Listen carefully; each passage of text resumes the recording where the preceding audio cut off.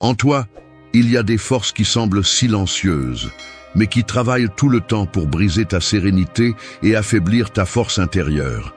Elles ne sont pas visibles, elles n'ont pas de nom dans ton agenda, mais elles se présentent comme des pensées incontrôlées, des émotions qui brûlent sans raison, des ressentiments accumulés ou cette voix interne qui ne se tait jamais et te répète que tu n'es pas suffisant. Ce sont des ennemis qui n'ont pas besoin de crier parce qu'ils savent t'attaquer au plus profond, ton esprit. La plus grande erreur est de blâmer le monde extérieur, de penser que la faute est du patron qui te met la pression, de la personne qui te trahit ou des circonstances qui ne changent pas. C'est le piège. Les vrais saboteurs ne sont pas à l'extérieur, ils sont à l'intérieur. Ce sont les excuses déguisées en logique, la peur du rejet qui enchaîne ton authenticité, la comparaison qui empoisonne ta confiance, l'auto-exigence qui ne te laisse pas respirer. Et si tu ne les reconnais pas, si tu ne les affrontes pas, ils finissent par te voler la paix sans que tu t'en rendes compte. Le stoïcisme ne tourne pas autour du pot. Il te dit que tu ne peux pas contrôler le monde, mais que tu peux te contrôler toi-même. C'est la vraie bataille. L'esprit peut être ton allié le plus puissant ou ton geôlier le plus cruel. Tout dépend de si tu décides de le former ou de continuer à être l'esclave de tes impulsions. Ici, il ne s'agit pas de discours vides de motivation, il s'agit de discipline, de calme ferme, d'apprendre à transformer ton dialogue interne en force et ta sérénité en pouvoir. Reste jusqu'à la fin, car nous allons démasquer ces ennemis invisibles que tu portes et te montrer comment les transformer en leçons pratiques de vie. Des leçons qui ne restent pas dans la théorie, mais qui s'appliquent dans ton quotidien. Parce que si tu veux vraiment de la force et de la sérénité, tu devras arracher à la racine ce qui te sabote en silence et commencer à gouverner ton esprit avec la même fermeté qu'un stoïcien gouverne son destin. 1. Concentre-toi seulement sur ce que tu peux contrôler. C'est comme vouloir arrêter le vent avec tes mains. Plus tu serres, plus il t'échappe entre les doigts. C'est ainsi que fonctionne l'obsession de contrôler ce qui est hors de ta portée, une lutte inutile qui draine ton énergie et te vole ta sérénité. La vie est pleine de facteurs externes, le climat, les décisions des autres, les changements inattendus, tout ce qui ne dépend pas de toi. Essayer de le dominer est comme se battre contre un géant invisible. Tu finis épuisé et sans résultat.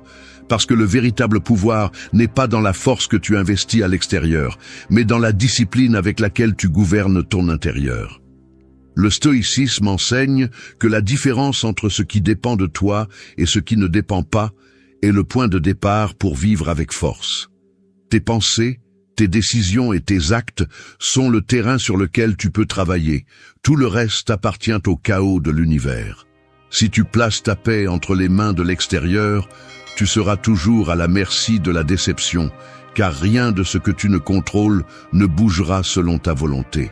Mais si tu décides de concentrer ton esprit et ton énergie sur ce qui est sous ton contrôle, tu découvres une liberté que personne ne peut te prendre. La première pratique est de former l'attention. Chaque fois qu'une situation difficile se présente, demande-toi avec rigueur, cela dépend-il de moi ou non? Si la réponse est non, alors laisse-le partir sans y penser. Ne gaspille pas ton temps dans des batailles que tu ne gagneras jamais. Si la réponse est oui, agis avec détermination mais sans victimisation, car dans ce domaine, tu es le maître absolu. Ce simple filtre mental élimine une grande partie de l'anxiété et de l'usure inutile. Un conseil pratique est d'écrire sur une feuille 2 colonnes. Dans l'une note ce qui est entre tes mains et dans l'autre ce qui ne l'est pas. Révise-le chaque matin et décide d'investir ton effort seulement dans la première. Quand une pensée de contrôle apparaît, réponds-lui fermement. Ce n'est pas entre mes mains, cela ne m'appartient pas, je ne lui donnerai pas mon énergie. Fais de cette phrase un bouclier. Apprends aussi à accepter l'incertitude, car tu n'as pas besoin que le monde s'adapte à toi pour être en paix. Celui qui sait qu'il ne contrôle pas le vent ajuste ses voiles et avance ainsi plus loin que celui qui se plaint de la tempête.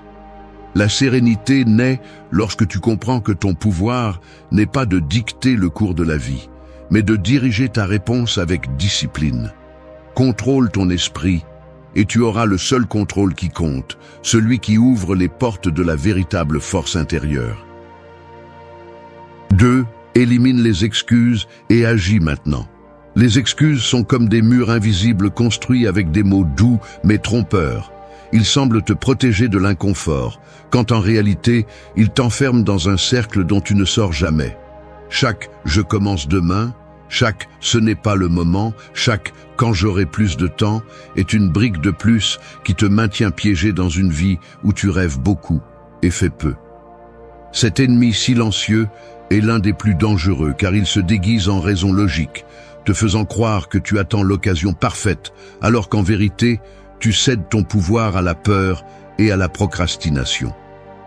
La philosophie stoïcienne est claire. Le temps est la ressource la plus précieuse que tu as, et le perdre en inventant des excuses est donner la vie en échange de rien. Sénèque avertissait que ce n'est pas que nous avons peu de temps, mais que nous en gaspillons beaucoup.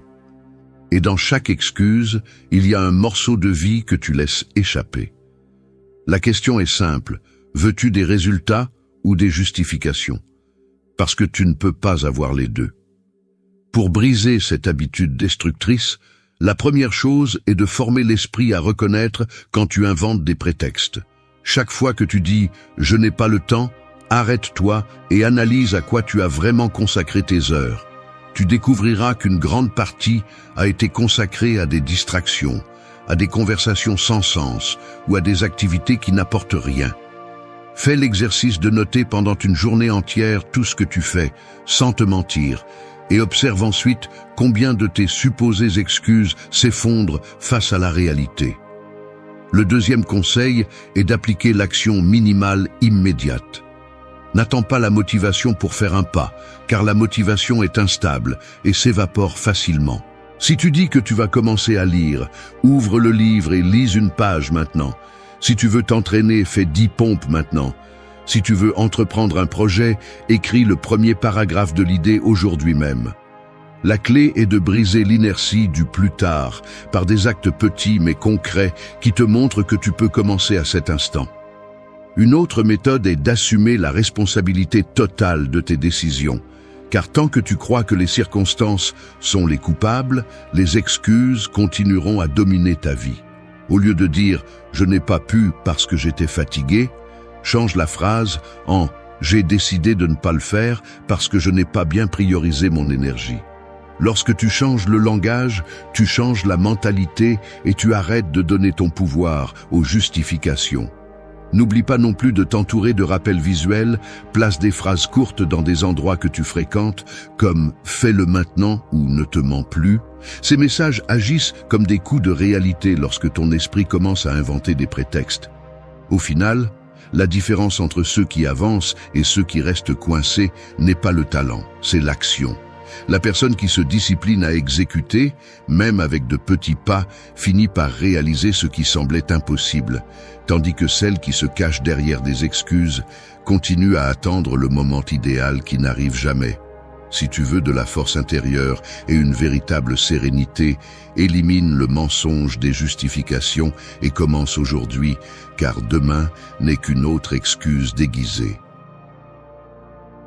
3. Lâche les ressentiments et avance. Le ressentiment est comme porter un sac à dos plein de pierres qui n'ont jamais appartenu à ton voyage. Au début, tu peux continuer à marcher, mais à chaque pas, le poids augmente jusqu'à ce qu'il arrive un moment où tu n'avances plus. S'accrocher à la rancune, c'est permettre à ce que les autres ont fait de continuer à avoir du pouvoir sur toi longtemps après, c'est vivre enchaîné à un passé qui ne change pas et en même temps renoncer à la paix du présent. Cet ennemi silencieux ne se montre pas toujours avec des cris ou des confrontations. Il se cache souvent dans de longs silences, dans des pensées récurrentes ou dans ce sentiment d'amertume qui apparaît chaque fois que tu te souviens d'un fait douloureux. La philosophie stoïcienne nous rappelle que nous ne contrôlons pas les actions des autres, seulement notre réponse. Rester coincé dans la blessure, c'est donner ta sérénité à l'offenseur, lui donner de l'espace dans ton esprit et lui permettre de continuer à t'affecter, même quand il n'est plus là. Marc Aurèle disait que la meilleure vengeance est de ne pas ressembler à celui qui t'a fait du mal. Et dans cette phrase se trouve le cœur de la pratique. Lâcher prise ne signifie pas justifier. Cela signifie récupérer ton pouvoir pour ne plus porter ce qui ne te correspond pas. Le premier conseil pour te libérer du ressentiment est de le reconnaître sans masque, car beaucoup préfèrent l'appeler indignation juste ou souvenir du mal pour ne pas admettre que c'est de la rancune. Écris-le, donne-lui un nom et admets combien de temps tu traînes cette émotion, car ce qui n'est pas nommé ne peut pas être transformé. La deuxième étape est d'accepter que le passé ne peut pas être modifié. La seule chose que tu peux décider est comment tu veux vivre à partir de maintenant. Chaque fois qu'un souvenir revient, au lieu de nourrir la blessure, répète-toi fermement. Cela s'est déjà produit. Je ne le souffrirai pas deux fois. Un exercice pratique est de pratiquer la compassion, non pas dans le sens naïf de justifier l'autre, mais de comprendre que tout le monde agit à partir de ses propres limites et ombres. Cela n'efface pas ce qui s'est passé, mais cela te permet de le regarder avec distance et de lâcher le poison que tu laisses en toi lorsque tu t'accroches au ressentiment. Il est également utile de remplacer chaque pensée de rancune par une action positive immédiate. Cela peut être de s'entraîner, d'écrire, de lire ou de travailler sur un projet. De cette façon, tu rediriges l'énergie et évites qu'elle ne s'accumule dans la douleur. Le ressentiment perd de sa force lorsque tu décides de te concentrer sur la construction de ce qui dépend de toi. Car tant que tu investiras ton énergie à haïr ce qui est déjà passé, tu n'auras pas d'espace pour créer ce qui vient. Rappelle-toi que pardonner n'est pas toujours se réconcilier. Pardonner, c'est rompre la chaîne qui te maintient attaché à ce qui t'a blessé. C'est une décision de liberté, pas une faveur à l'autre. Avancer nécessite du courage, car la rancune est confortable, elle te donne une excuse pour ne pas continuer. Mais si tu veux une véritable force intérieure, tu dois lâcher le sac à dos et marcher plus léger. Le stoïcien ne vit pas attaché au passé. Il l'observe, apprend et le laisse partir, car il sait que la vie se construit en regardant vers l'avant, pas en regardant toujours en arrière. 4. Arrête de te comparer aux autres. La comparaison est comme un miroir brisé qui ne reflète jamais la réalité complète. Tu te regardes dedans en espérant y trouver de la clarté, et tout ce que tu obtiens, ce sont des fragments déformés. Chaque fois que tu te mesures à la vie de quelqu'un d'autre, tu le fais à travers un verre qui sélectionne seulement ce qui brille et cache ce qui fait mal. Tu vois des succès, des possessions, des sourires sur des photos. Mais tu ne vois pas les luttes internes, les nuits de doute, ni les échecs qu'ils ne montrent pas. Te comparer aux autres, c'est te condamner à une course sans fin, car il y aura toujours quelqu'un de plus fort, de plus riche, de plus reconnu ou de plus rapide. Et si ta valeur dépend de cette course, tu ne te reposeras jamais. Le stoïcisme enseigne que la seule mesure valable est ton propre progrès, pas celui du voisin, pas celui du collègue de travail, pas celui de la personne que tu admires sur les réseaux sociaux. Marc Aurèle rappelait que chacun vit selon sa nature et que se préoccuper de ce que font les autres est s'éloigner de la tâche la plus importante, gouverner sa propre vie. Pendant que ton attention se dissipe en regardant les réalisations des autres, tu négliges le seul terrain où tu peux grandir, qui est en toi. Le premier conseil pour arrêter de te comparer est d'apprendre à observer sans envie. Quand quelqu'un obtient quelque chose, remplace-le par une question utile. Qu'est-ce que je peux apprendre de cette personne qui m'aidera à grandir en ce qui dépend de moi? Cette transformation mentale transforme la comparaison en inspiration et coupe à la racine le poison de la frustration. Le deuxième conseil est de mesurer ton progrès par rapport à toi-même. Fais un bilan de comment tu étais il y a 6 mois, 1 an ou 5, et reconnais les domaines dans lesquels tu as grandi. Si tu ne mesures ta vie qu'en contraste avec les autres, tu ne verras jamais jusqu'où tu es arrivé parce que tu seras occupé à regarder vers l'extérieur. Tiens un journal où tu enregistres de petites réalisations, non pas pour les montrer, mais pour te rappeler que ton chemin a de la valeur en soi. Un troisième conseil est de limiter le temps passé dans des espaces qui alimentent la comparaison, comme les réseaux sociaux. Souvent, ce n'est pas que tu veux concurrencer, mais que tu t'exposes constamment à une vitrine artificielle où les gens montrent leur meilleur visage et cachent le reste. Réduis cette exposition et tu verras comment l'esprit se libère de l'impulsion de se mesurer tout le temps. Il est également essentiel de cultiver la gratitude, car lorsque tu reconnais ce que tu as déjà et que tu le valorises, le désir de mesurer ta vie à celle des autres diminue. Écris chaque soir 3 choses pour lesquelles tu es reconnaissant, et tu te rendras compte que ce que tu possèdes, même si cela ne brille pas dans une vitrine, est suffisant pour vivre avec dignité et sérénité. La comparaison est un ennemi silencieux, car elle ne semble jamais nuisible au début, mais si tu ne la contrôles pas, elle corrode l'estime de soi et sabote l'authenticité. Un stoïcien ne cherche pas à être plus que les autres, il cherche à être meilleur qu'hier. Et c'est là la vraie victoire, non pas dans le fait de gagner une course sans fin, mais dans le fait d'avancer avec détermination sur ton propre chemin. 5. Accepte le rejet et sois authentique. Le rejet est comme une porte fermée au milieu du chemin. La plupart des gens restent à la frapper sans relâche en espérant qu'elle s'ouvre, alors qu'en réalité, la vie offre toujours d'autres sentiers. Le problème n'est pas que quelqu'un ne t'accepte pas. Le problème est que tu transformes ce refus en un jugement sur ta valeur. Chaque rejet fait mal parce qu'il nous rappelle que nous ne contrôlons pas comment les autres nous perçoivent. Mais si tu laisses cette blessure diriger ton comportement, tu finiras par vivre pour plaire et perdre ton authenticité dans le processus. L'ennemi silencieux n'est pas le refus en lui-même, mais la peur de le ressentir à nouveau.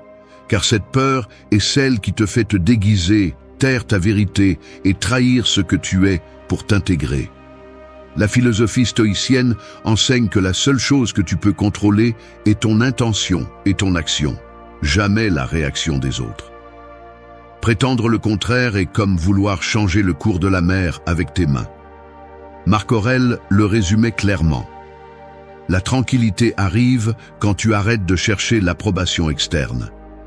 Si tu vis avec l'obsession d'être accepté par tous, tu deviens l'esclave de regards qui sourient aujourd'hui et changent demain.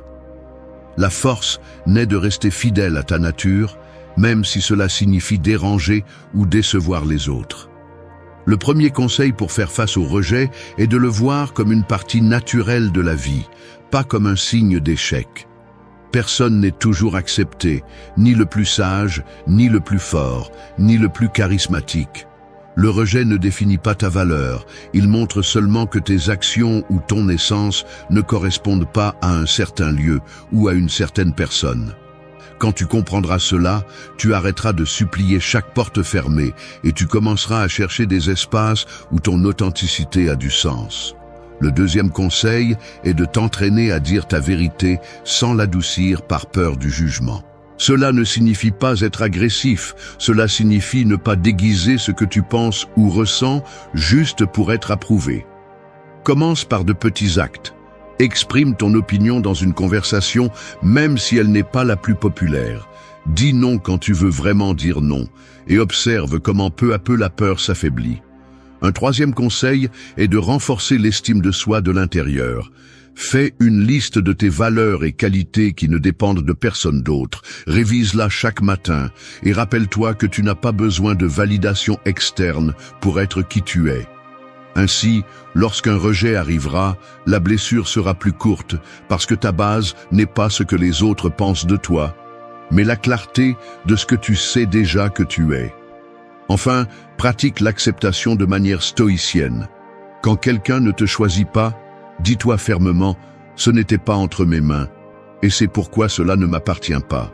Cette phrase coupe à la racine le poison de l'insécurité et te rend le pouvoir de continuer à avancer. Le rejet n'est pas une fin, c'est une redirection.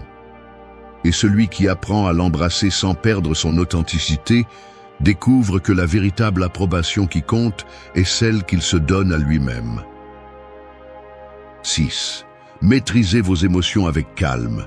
Les émotions sont comme des chevaux sauvages. Si vous les montez sans rêne, ils vous entraînent dans n'importe quelle direction et vous finissez par terre blessée. Mais si vous apprenez à les guider avec fermeté, cette même force vous emmène plus loin que vous ne l'imaginiez. La colère, la tristesse, l'euphorie ou la peur ne sont pas en elles-mêmes des ennemis. Ce qui est dangereux, c'est lorsque vous les laissez gouverner votre vie sans contrôle. L'ennemi silencieux n'est pas de ressentir, car ressentir est humain, mais de perdre le contrôle et de permettre à une réaction momentanée de décider de votre destin. Celui qui explose dans une crise de colère peut détruire des relations, perdre des opportunités et porter des culpabilités qui durent bien plus longtemps que l'émotion qui les a provoquées. La philosophie stoïcienne ne propose pas de supprimer les émotions, elle propose de les maîtriser avec calme. Épictète enseignait que ce ne sont pas les choses qui nous perturbent, mais les interprétations que nous en faisons. Lorsque vous apprenez à filtrer vos pensées, vous découvrez qu'il y a derrière chaque émotion intense une idée que vous pouvez examiner, questionner et transformer. Cette pause consciente est ce qui différencie celui qui vit esclave de ses impulsions de celui qui les transforme en carburant pour grandir. Le premier conseil pour maîtriser les émotions est de les reconnaître au moment précis où elles apparaissent. Lorsque vous sentez la colère monter, nommez-la, dites-vous « je ressens de la colère ». Et cette simple prise de conscience commence à désactiver la force aveugle de la réaction. Il en va de même pour la peur, la tristesse ou la frustration. En les nommant, vous prenez du recul et évitez qu'elles ne prennent le contrôle de vous automatiquement. Le deuxième conseil est de pratiquer la respiration consciente, car le corps et l'esprit sont liés, et lorsque votre respiration se calme, l'émotion perd en intensité. Il suffit de 3 respirations profondes pour freiner une impulsion qui pourrait gâcher votre journée. Faites de cet exercice une habitude. Chaque fois qu'une émotion forte apparaît, respirez avant de répondre. Un troisième conseil est de s'entraîner à la perspective. Demandez-vous à chaque moment d'intensité. Est-ce que cela aura encore de l'importance dans 1 mois, dans 1 an, dans 5 ans? La plupart des problèmes qui nous consument aujourd'hui sont insignifiants dans la perspective du temps. Et s'en souvenir vous aide à réduire le poids émotionnel que vous leur accordez dans le présent. Il est également utile de canaliser l'énergie émotionnelle en action constructive. Si vous ressentez de la colère, transformez-la en discipline physique en vous entraînant ou en marchant rapidement. Si vous ressentez de la tristesse, transformez-la en écriture. Si vous ressentez de la peur, utilisez-la pour mieux planifier. Ainsi, vous montrez que vous n'avez pas besoin de nier ce que vous ressentez, mais de le diriger vers un résultat qui vous renforce. Maîtriser les émotions avec calme ne signifie pas être froid ou indifférent. Cela signifie rester ferme lorsque tout en vous veut trembler. Le stoïcien n'est pas de pierre, mais il n'est pas non plus un esclave de son feu intérieur. Il sait que la sérénité est le véritable pouvoir, car celui qui gouverne son intérieur ne peut être détruit par ce qui se passe à l'extérieur. Et lorsque vous apprenez à monter ces chevaux sauvages, vous découvrez que la force qui vous entraînait auparavant vous propulse maintenant avec direction et contrôle. 7. Transforme l'exigence en discipline. L'exigence démesurée ressemble à porter une balance brisée sur les épaules. Peu importe l'effort que vous faites, elle indique toujours que ce n'est pas suffisant.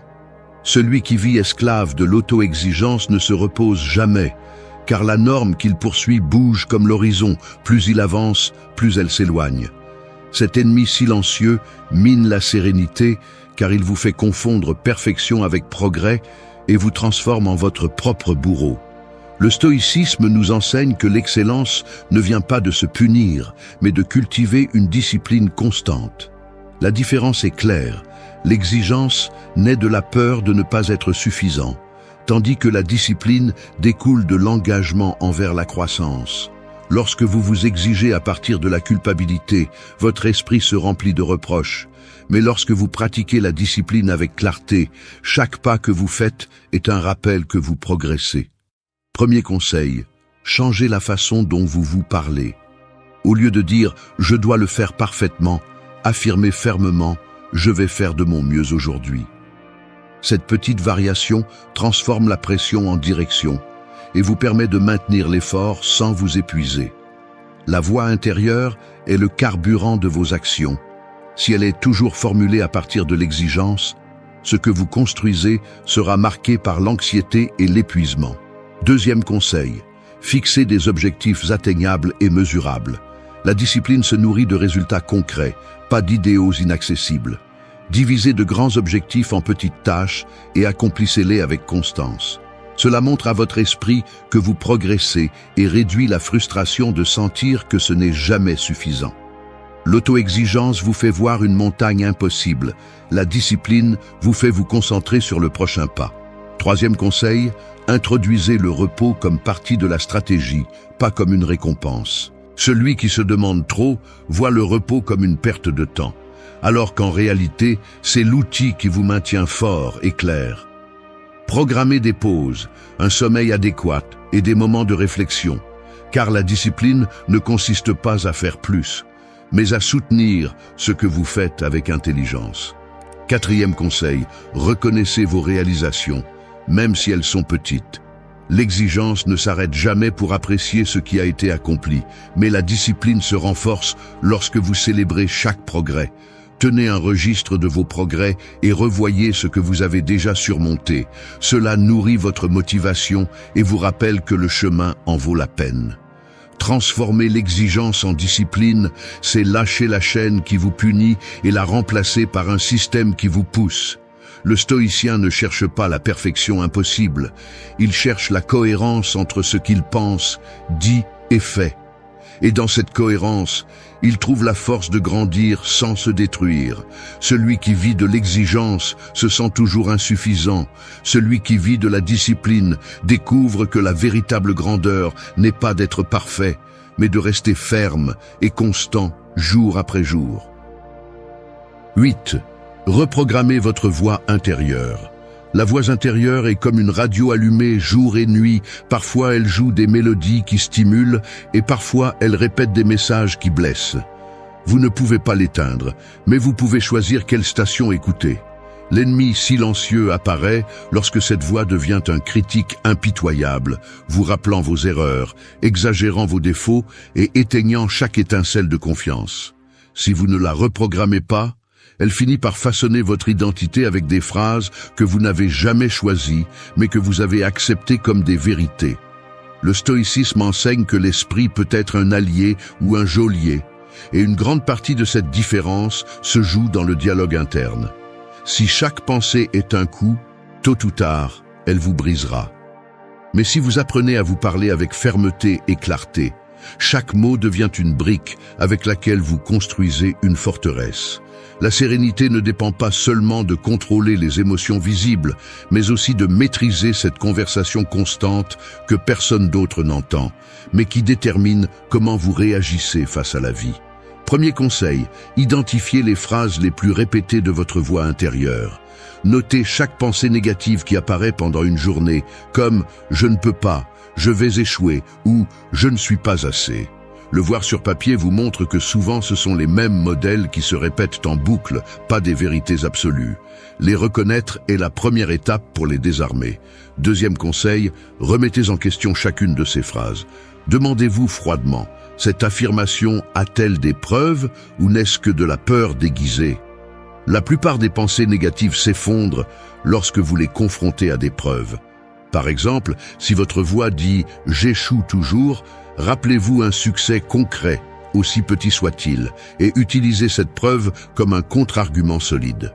Troisième conseil, remplacez chaque attaque par une commande constructive. Il ne s'agit pas de phrases de motivation vide, mais de rappels pratiques qui vous guident. Au lieu de « je ne peux pas », répétez « je vais essayer pas à pas ». Au lieu de « je vais échouer », dites « je me préparerai du mieux que je peux ». Ce recadrage n'est pas de la naïveté. C'est une discipline mentale pour diriger votre énergie vers l'action. Quatrième conseil, utilisez des rituels quotidiens pour renforcer cette voix. Consacrez 5 minutes chaque matin à répéter à haute voix 3 phrases qui reflètent votre détermination et votre sérénité. Écrivez-les à un endroit visible et lisez-les lorsque votre esprit tente de vous saboter. La répétition constante reprogramme les modèles, tout comme l'entraînement d'un muscle avec de l'exercice. La voix intérieure ne disparaîtra jamais, mais vous pouvez décider si elle sera un bourreau ou un mentor. Un stoïcien ne laisse pas cette radio interne entre les mains du bruit, il la syntonise avec clarté pour que chaque pensée devienne un guide et non une chaîne. Si vous reprogrammez ce que vous vous dites, vous transformez votre monde entier, car ce que vous répétez en silence finit par marquer ce que vous faites dans la réalité. Et lorsque votre voix intérieure devient une force, il n'y a pas d'ennemi externe qui puisse vous abattre. 9. Renforce ton esprit chaque jour. L'esprit ressemble à un muscle caché. Moins tu l'exerces, plus il devient faible, et plus tu l'entraînes, plus il gagne en résistance. Si tu arrêtes de le travailler, il s'atrophie avec des pensées faibles, des excuses et des peurs. Mais si tu le renforces quotidiennement, il devient le bouclier qui te protège et l'épée qui te pousse. L'ennemi silencieux est la paresse mentale, cette voix qui te dit que tu le feras demain, que tu n'as pas besoin de discipline, que tout va bien comme ça. Ce confort est doux au début, mais finit par te voler la clarté, la volonté et la sérénité. Le stoïcisme enseigne que la véritable force ne se construit pas en un seul acte héroïque, mais dans la pratique constante. Épictète rappelait que personne ne devient philosophe par des discours, mais par des exercices quotidiens. L'esprit a besoin du même traitement que le corps. Il a besoin d'entraînement pour rester fort face à l'adversité et flexible face au changement. Celui qui n'entraîne pas son esprit vit à la merci de toute émotion, circonstance ou parole étrangère. Premier conseil, commence la journée avec un rituel de concentration. Avant d'allumer ton téléphone ou de te perdre dans les distractions, consacre quelques minutes à la réflexion, la lecture ou l'écriture. Demande-toi quel est ton objectif principal pour aujourd'hui et concentre-toi dessus. Cette pratique simple est comme un échauffement pour ton esprit qui le prépare à affronter le reste de la journée avec direction. Deuxième conseil, expose ton esprit à des idées qui le renforcent. Lis des textes qui défient ta perspective, écoute des enseignements qui te mettent au défi, écris sur tes pensées pour les organiser. Tout comme tu entraînes ton corps avec du poids pour grandir, tu entraînes ton esprit en le confrontant à des concepts qui l'obligent à penser plus profondément. Le confort mental ne produit que de la faiblesse, l'effort intellectuel génère de la clarté. Troisième conseil, pratique l'inconfort contrôlé. Fais de petites choses chaque jour qui défient ton esprit, comme passer du temps en silence, sortir sans dépendre de ton téléphone ou affronter une conversation que tu évites normalement. Ces exercices sont des charges légères qui renforcent ta résistance mentale, de sorte que lorsqu'un véritable test arrive, il ne te brise pas facilement. Quatrième conseil, révise tes actions chaque soir. Demande-toi à quel moment ton esprit a été ferme et à quel moment il s'est laissé emporter par l'émotion ou la paresse. Cet examen n'est pas pour te blâmer, mais pour apprendre et ajuster. Celui qui observe son esprit quotidiennement détecte les faiblesses avant qu'elles ne deviennent des chaînes. Renforcer l'esprit n'est pas un acte sporadique, c'est un entraînement continu. Chaque jour, tu as l'opportunité de choisir entre te laisser emporter par l'inertie ou cultiver la discipline, la sérénité et la clarté. Le stoïcien comprend que l'esprit est son plus grand outil, et il ne s'attend pas à ce que les circonstances le renforcent. Il se renforce lui-même pour les affronter. Si tu fais de ce travail interne une habitude, tu découvriras qu'il n'y a pas de coup externe qui peut renverser ce que tu as entraîné avec constance. 10. Fais de la sérénité ta force. La sérénité ressemble à un lac calme. Peu importe combien de pierres sont lancées à sa surface, elle trouve toujours le moyen de retrouver la paix. Ce calme ne signifie pas l'absence de mouvement, il signifie le contrôle sur ce qui compte vraiment. Dans un monde où tout le monde réagit avec précipitation, crise et anxiété, la sérénité devient une force extraordinaire, car celui qui parvient à la maintenir domine non seulement ses émotions, mais aussi les circonstances qui cherchent à le secouer. L'ennemi silencieux est de croire que le calme est une faiblesse, alors qu'en réalité, c'est le signe le plus clair de la force intérieure. Le stoïcisme enseigne que la sérénité n'est pas un état passif, c'est une force active qui te permet d'agir avec clarté au milieu du chaos. Marc Aurèle faisait face à des guerres, des trahisons et des maladies. Pourtant, il écrivait que l'âme tranquille est invulnérable à la douleur du monde. Cette sérénité ne lui enlevait pas sa fermeté, elle lui donnait une direction. Il en va de même pour toi. Lorsque tu choisis de garder ton calme, tu ne cesses pas de te battre, tu combats simplement à partir d'une position de contrôle, plutôt que de le faire à partir du désespoir. Premier conseil, pratique la pause consciente avant de réagir. Chaque fois que tu fais face à une provocation, reste silencieux pendant quelques secondes et respire. Cet instant coupe l'impulsion et te rend le commandement. La sérénité ne vient pas de l'élimination des problèmes, elle vient de la réponse intelligente au lieu de la colère ou de la peur. Deuxième conseil, entraîne ta capacité à accepter l'inévitable. Beaucoup de choses ne changeront pas parce que tu le souhaites, et résister ne fait que multiplier la frustration. Lorsque tu apprends à accepter sereinement ce qui ne dépend pas de toi, tu libères de l'énergie pour l'investir dans ce que tu peux transformer. Cette acceptation n'est pas de la résignation, c'est une stratégie de pouvoir. Troisième conseil, entoure-toi d'environnements qui nourrissent ton calme. Le bruit constant, les discussions sans sens et les distractions interminables sont les ennemis de la sérénité. Consacre du temps chaque jour au silence, à la réflexion ou à la nature, car ces espaces rechargent ton esprit et te préparent à résister au désordre extérieur. Quatrième conseil, cultive des pensées qui servent d'encre. Répète des phrases courtes qui te ramènent au présent comme « cela aussi passera » ou « je contrôle seulement ma réaction ». Ces affirmations agissent comme des rappels qui te maintiennent fermement lorsque la tempête essaie de t'emporter. La sérénité est le sommet de la force, car celui qui parvient à l'atteindre ne se brise pas face à la critique, la perte ou le rejet. Fais-en ta force et tu découvriras que tu n'as pas besoin de crier pour être entendu, ni de t'imposer pour avoir le contrôle. Le monde appartient à ceux qui peuvent garder leur calme au milieu du bruit, car dans ce silence ferme réside la véritable autorité sur la vie. L'anxiété est comme un voleur silencieux qui s'infiltre dans ton esprit et vole ta tranquillité sans que tu t'en rendes compte.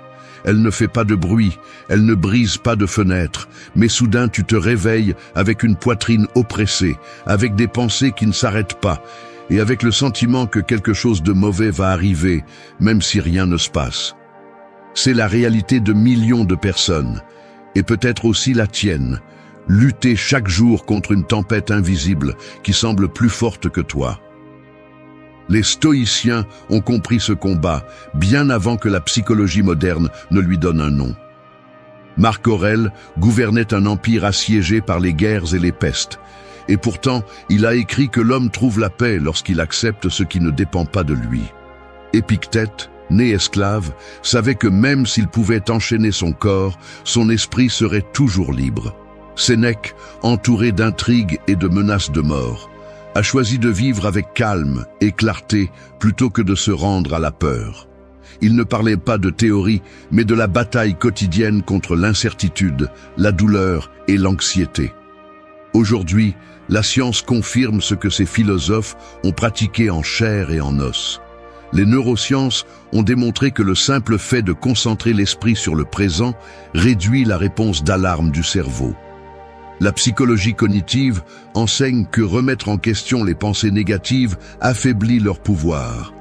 Et la recherche sur le bien-être révèle que vivre avec un but, la gratitude et l'autocontrôle est l'une des manières les plus efficaces de combattre l'anxiété. Dans ce parcours, tu ne trouveras pas de phrases vides ni de solutions superficielles. Ce que tu vas découvrir, ce sont 9 pratiques stoïciennes, directes et percutantes, que tu peux appliquer dans ta vie quotidienne. Des outils simples mais puissants qui transformeront l'anxiété en un champ d'entraînement plutôt qu'en une condamnation. Reste jusqu'à la fin, car ici, nous n'allons pas nier l'anxiété ni la déguiser. Nous allons lui faire face avec discipline, avec science et avec philosophie pour démontrer que la tranquillité est une décision interne que personne ne peut te retirer. 1. Lâche ce qui ne dépend pas de toi. L'anxiété ressemble à porter un sac à dos plein de pierres que tu n'as jamais choisi. Tu marches avec lui tous les jours en pliant le dos, en croyant que chaque poids te correspond. alors qu'en réalité, beaucoup de ces pierres ne sont pas à toi. Des soucis sur ce que les autres pensent, la peur de leur réaction, l'angoisse du climat, de l'avenir, de ce qui est hors de ton contrôle.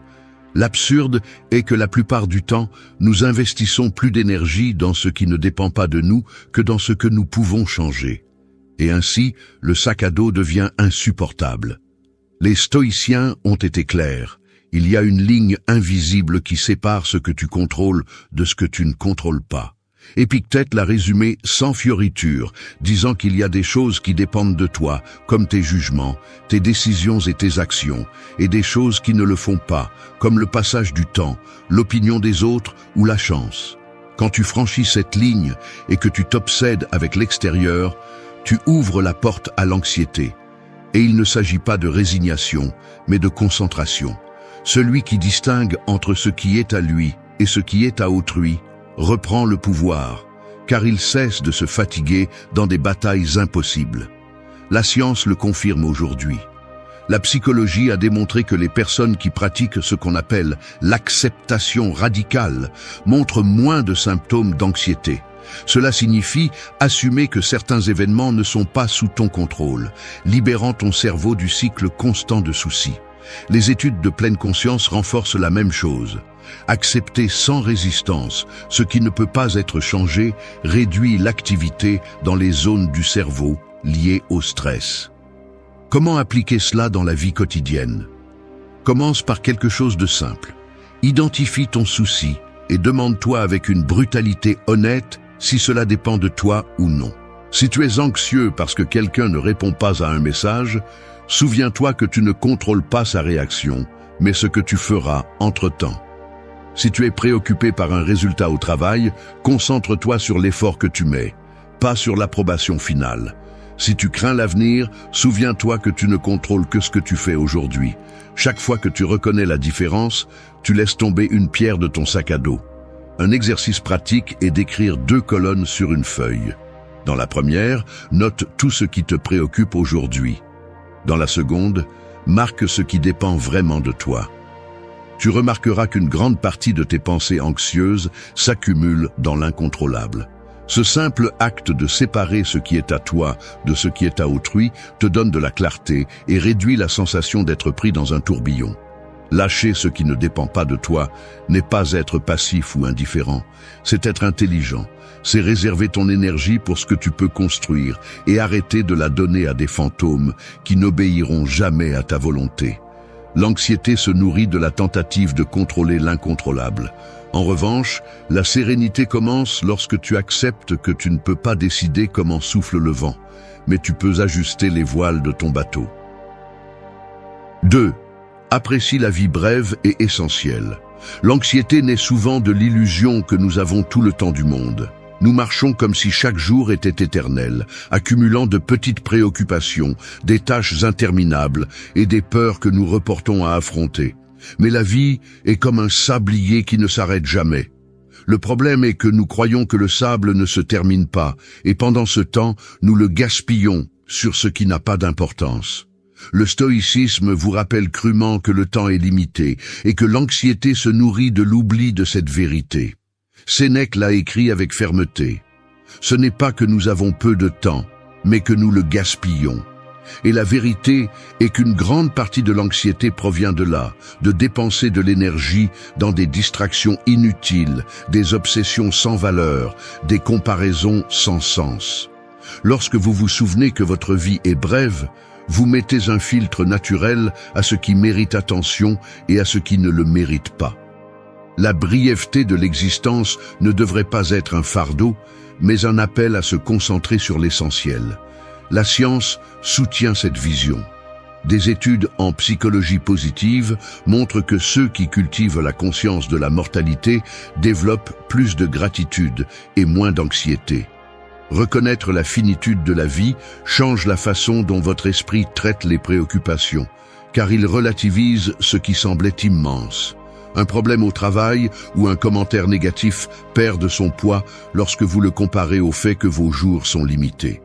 Des recherches sur la gratitude montrent que le fait d'écrire chaque jour ce que vous appréciez réduit significativement les symptômes d'anxiété et de dépression, car vous entraînez votre esprit à se concentrer sur ce que vous avez, plutôt que sur ce que vous craignez de perdre. Comment appliquer cela de manière pratique? Commencez par vous rappeler chaque matin que vous ne savez pas combien de jours vous avez, et demandez-vous ce qui vaut la peine de dépenser vos heures. Faites une liste de l'essentiel, les personnes que vous aimez, les projets qui donnent un sens à votre vie, les habitudes qui renforcent votre esprit et votre corps. Utilisez cette liste comme une boussole pour décider ce qui mérite votre énergie.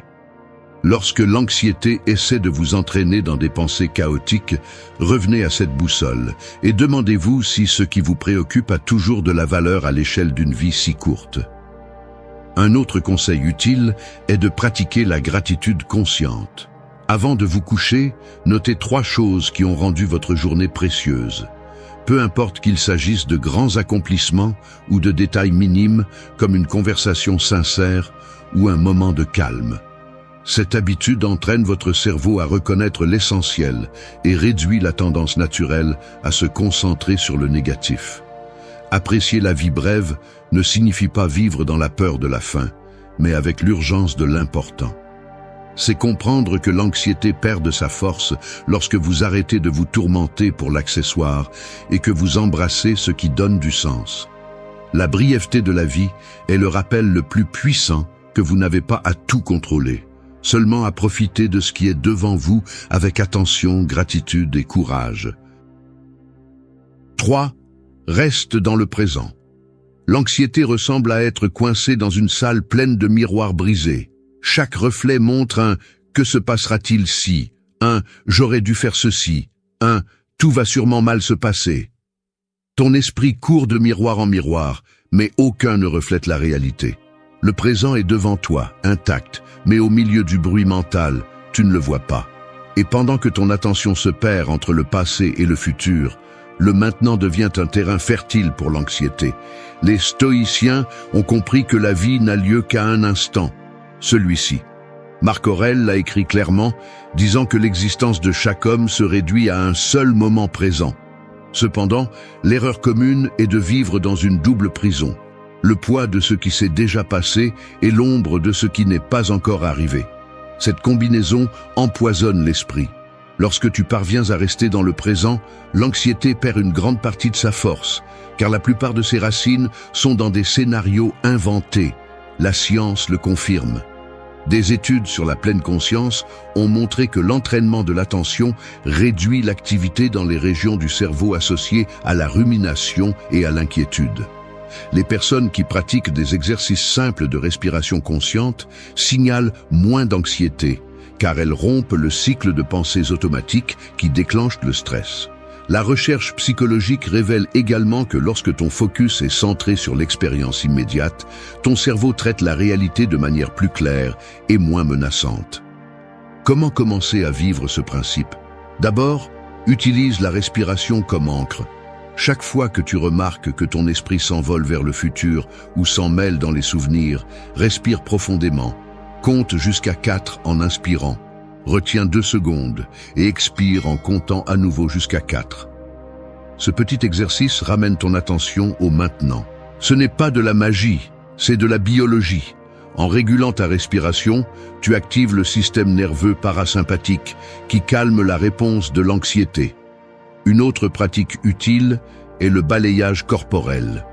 Consacre quelques minutes par jour à observer comment se sent ton corps, de la tête aux pieds, sans juger.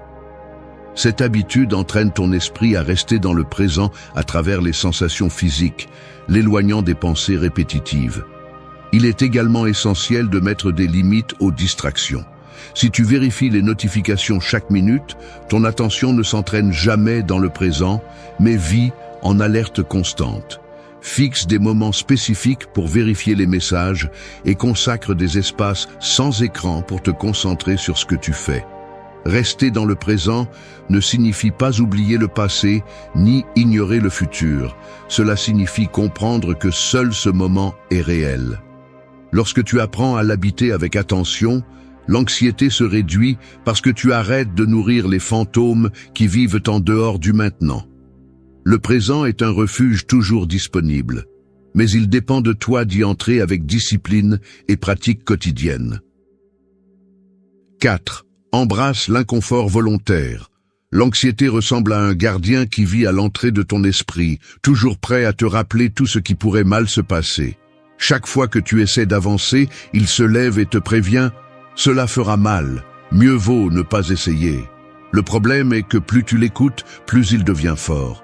Ce que tu ne comprends pas à ce moment-là, c'est que l'inconfort n'est pas un ennemi, mais un maître qui, si tu lui fais face volontairement, affaiblit le pouvoir de ce gardien. Les stoïciens le pratiquaient consciemment. Sénèque recommandait de dormir sur le sol certains jours, de porter des vêtements simples ou de manger de manière frugale, non pas parce qu'il ne pouvait pas se permettre des luxes, mais pour entraîner son esprit à ne pas craindre la perte. Marc Aurèle parlait d'accepter les inconforts de la vie comme faisant partie de la nature, sans résistance inutile.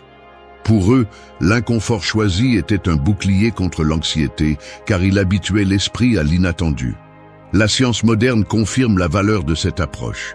Des études en psychologie du comportement démontrent que l'exposition contrôlée à des situations inconfortables réduit les niveaux d'anxiété avec le temps. C'est le principe derrière la thérapie d'exposition. Plus tu fais face volontairement à ce que tu crains, moins cela a de pouvoir sur toi. Des recherches montrent également que la résilience se développe lorsque tu choisis de sortir de ta zone de confort par petites doses, renforçant ta capacité à affronter de véritables défis. Comment appliquer cela de manière pratique? Commence par de petits actes d'inconfort volontaire. Tu peux te doucher à l'eau froide pendant 30 secondes, marcher un tronçon sans manteau par une journée fraîche ou éteindre ton téléphone pendant plusieurs heures. Ces exercices simples ne cherchent pas à te martyriser, mais à entraîner ton esprit à comprendre que l'inconfort est passager et non mortel. Chaque fois que tu t'exposes consciemment à quelque chose d'inconfortable, tu montres à ton anxiété qu'elle n'a pas le dernier mot. Une autre façon efficace est de faire face à des tâches que tu repousses par peur ou insécurité. Appeler cette personne avec qui tu évites de parler, commencer le projet qui t'intimide ou dire ce que tu penses lors d'une réunion. La clé est de le faire avec intention, sachant que l'inconfort fait partie du processus de croissance. Le résultat est un esprit plus fort, moins anxieux et mieux entraîné pour tolérer l'incertitude. Tu peux également appliquer l'inconfort dans tes habitudes quotidiennes.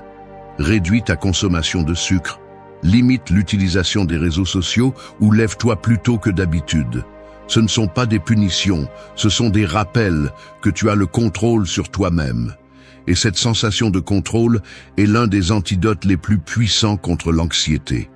Embrasser l'inconfort volontaire ne signifie pas chercher la souffrance. Cela signifie choisir de petites batailles qui te préparent pour les grandes. L'anxiété se nourrit de l'idée que tu ne pourras pas supporter l'inattendu. Lorsque tu pratiques l'inconfort avec discipline, tu démontres que tu es plus fort que tu ne le pensais et que la vie n'a pas besoin de te faire peur pour que tu avances. 5. Ancrer ton esprit dans la raison. L'anxiété ressemble à un cheval emballé. Il court sans direction, emporte tout sur son passage et te laisse sans souffle. Si tu le laisses sans contrôle, il t'entraîne vers les pires scénarios imaginés. Mais si tu sais tenir les rênes, le même cheval qui était auparavant une menace devient une force que tu peux guider.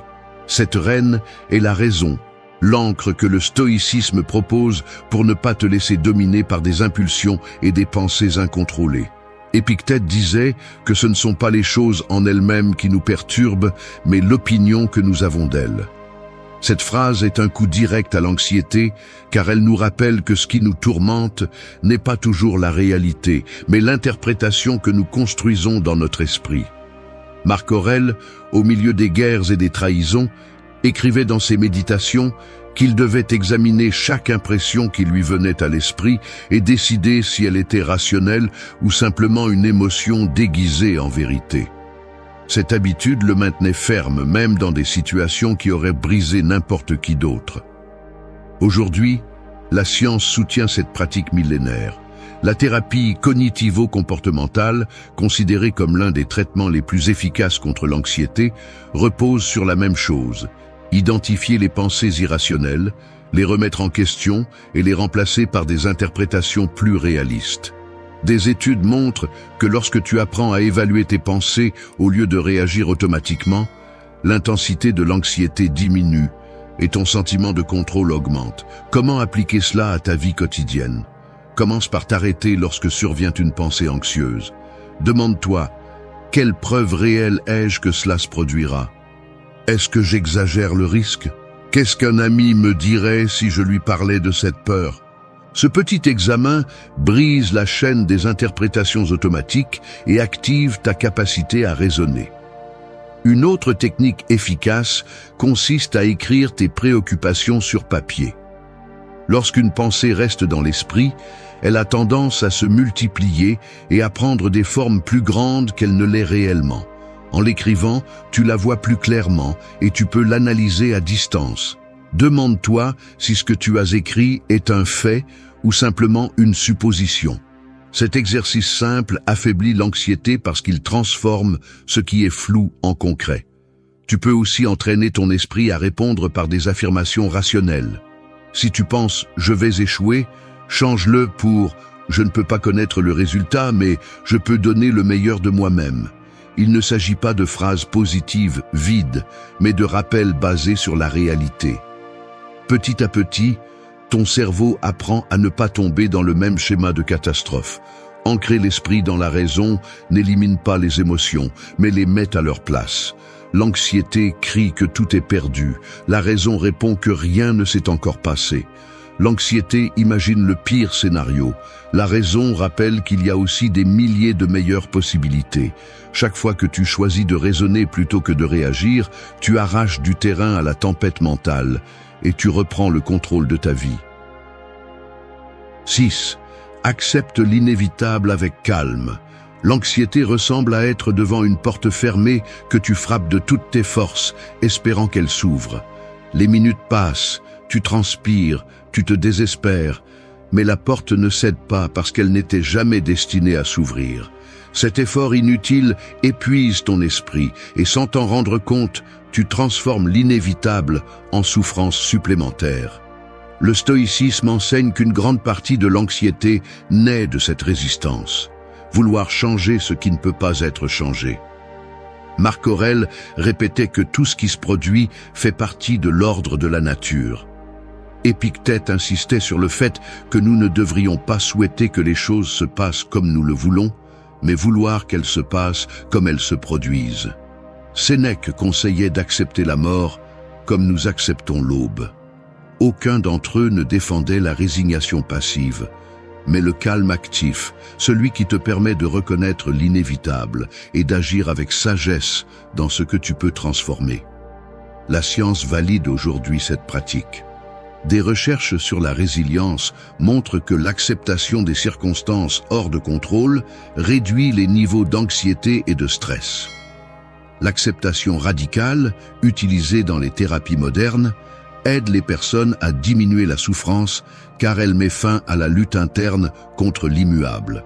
De plus, des études en neurosciences indiquent que résister émotionnellement à l'inévitable active les zones cérébrales associées à la douleur, tandis que l'accepter réduit cette activation et permet de mieux traiter l'expérience. Comment appliquer cela dans la vie quotidienne? D'abord, identifie ce que tu ne peux clairement pas contrôler, le passage du temps, les décisions des autres, les pertes inévitables. Au lieu de dépenser de l'énergie à nier ou à résister, reconnais qu'elles sont là. Il ne s'agit pas d'aimer ce qui se passe, mais d'admettre que lutter contre l'irréversible ne fait qu'aggraver ton anxiété. Un exercice pratique consiste à répéter mentalement une phrase lorsque la résistance apparaît. « Cela est hors de mes mains, et c'est bien ». En le répétant, tu entraînes ton esprit à lâcher la lutte interne. Un autre conseil utile est d'observer la nature. Remarque comment une rivière coule même si elle rencontre des rochers sur son chemin, ou comment un arbre se plie au vent pour ne pas se briser. Ces exemples servent de rappel que s'adapter est plus sage que de résister à l'inévitable. Tu peux aussi pratiquer l'acceptation dans des situations quotidiennes. Si tu es coincé dans le trafic, au lieu de nourrir la frustration, profite de ce temps pour écouter un livre audio ou pratiquer la respiration consciente. Si un plan est annulé à la dernière minute, considère-le comme une opportunité de te reposer ou de te consacrer à une autre tâche en attente. Accepter l'inévitable avec calme ne signifie pas se rendre, cela signifie choisir où tu mets ta force. L'anxiété grandit lorsque tu dépenses ton énergie à lutter contre l'immuable. La sérénité apparaît lorsque tu reconnais qu'il y a des portes qui ne s'ouvriront jamais, mais qu'il existe toujours des chemins alternatifs si tu décides de les chercher. 7. Fais moins, mais avec excellence. L'anxiété ressemble à avoir trop d'onglets ouverts dans l'esprit, comme lorsque dans le navigateur de l'ordinateur tout ralentit parce qu'il essaie de traiter trop de tâches en même temps. Chaque tâche en attente, chaque engagement et chaque souci occupent de l'espace dans ta mémoire interne. Au final, tu n'avances dans rien, mais tu as l'impression que le poids de tout t'écrase. Le stoïcisme propose le contraire. Réduire, se concentrer et faire moins, mais avec excellence.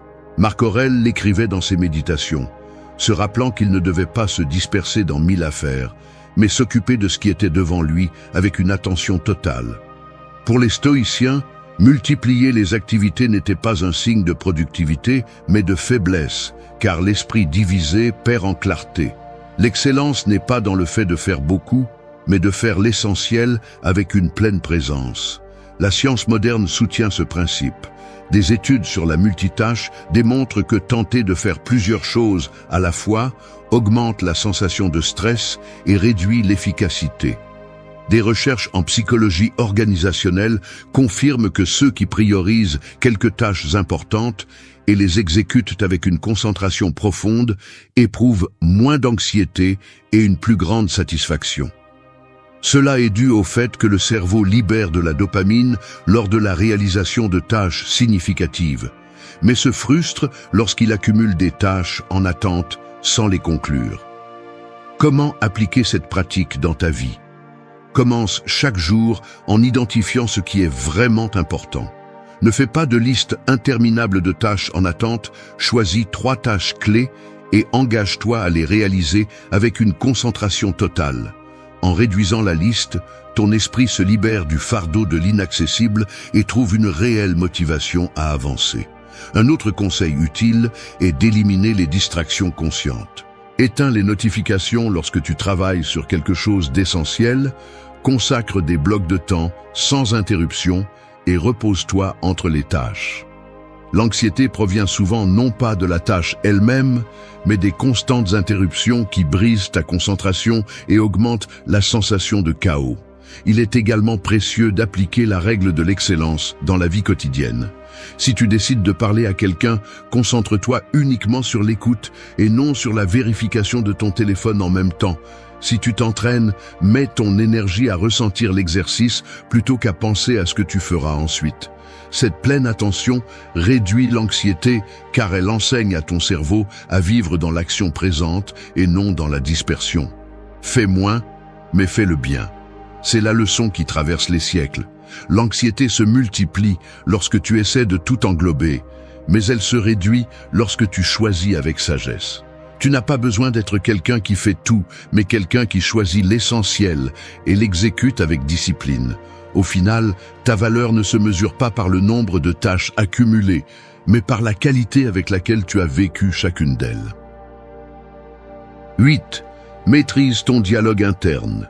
L'anxiété ressemble à une radio allumée à plein volume dans ta tête, une radio que tu ne peux pas éteindre et qui répète la même chanson épuisante de doute, de peur et de supposition.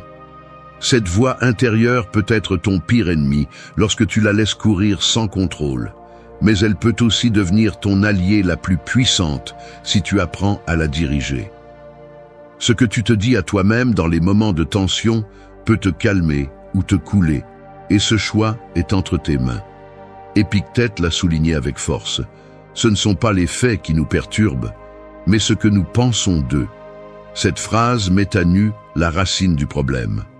L'anxiété ne provient pas uniquement de ce qui se passe, mais du discours interne que nous construisons autour de cela. Marc Aurèle se répétait à lui-même qu'il devait examiner chaque pensée et éliminer celle qui n'était pas utile à la raison. Sénèque conseillait de ne pas exagérer la douleur en anticipant des maux qui n'arriveraient peut-être jamais.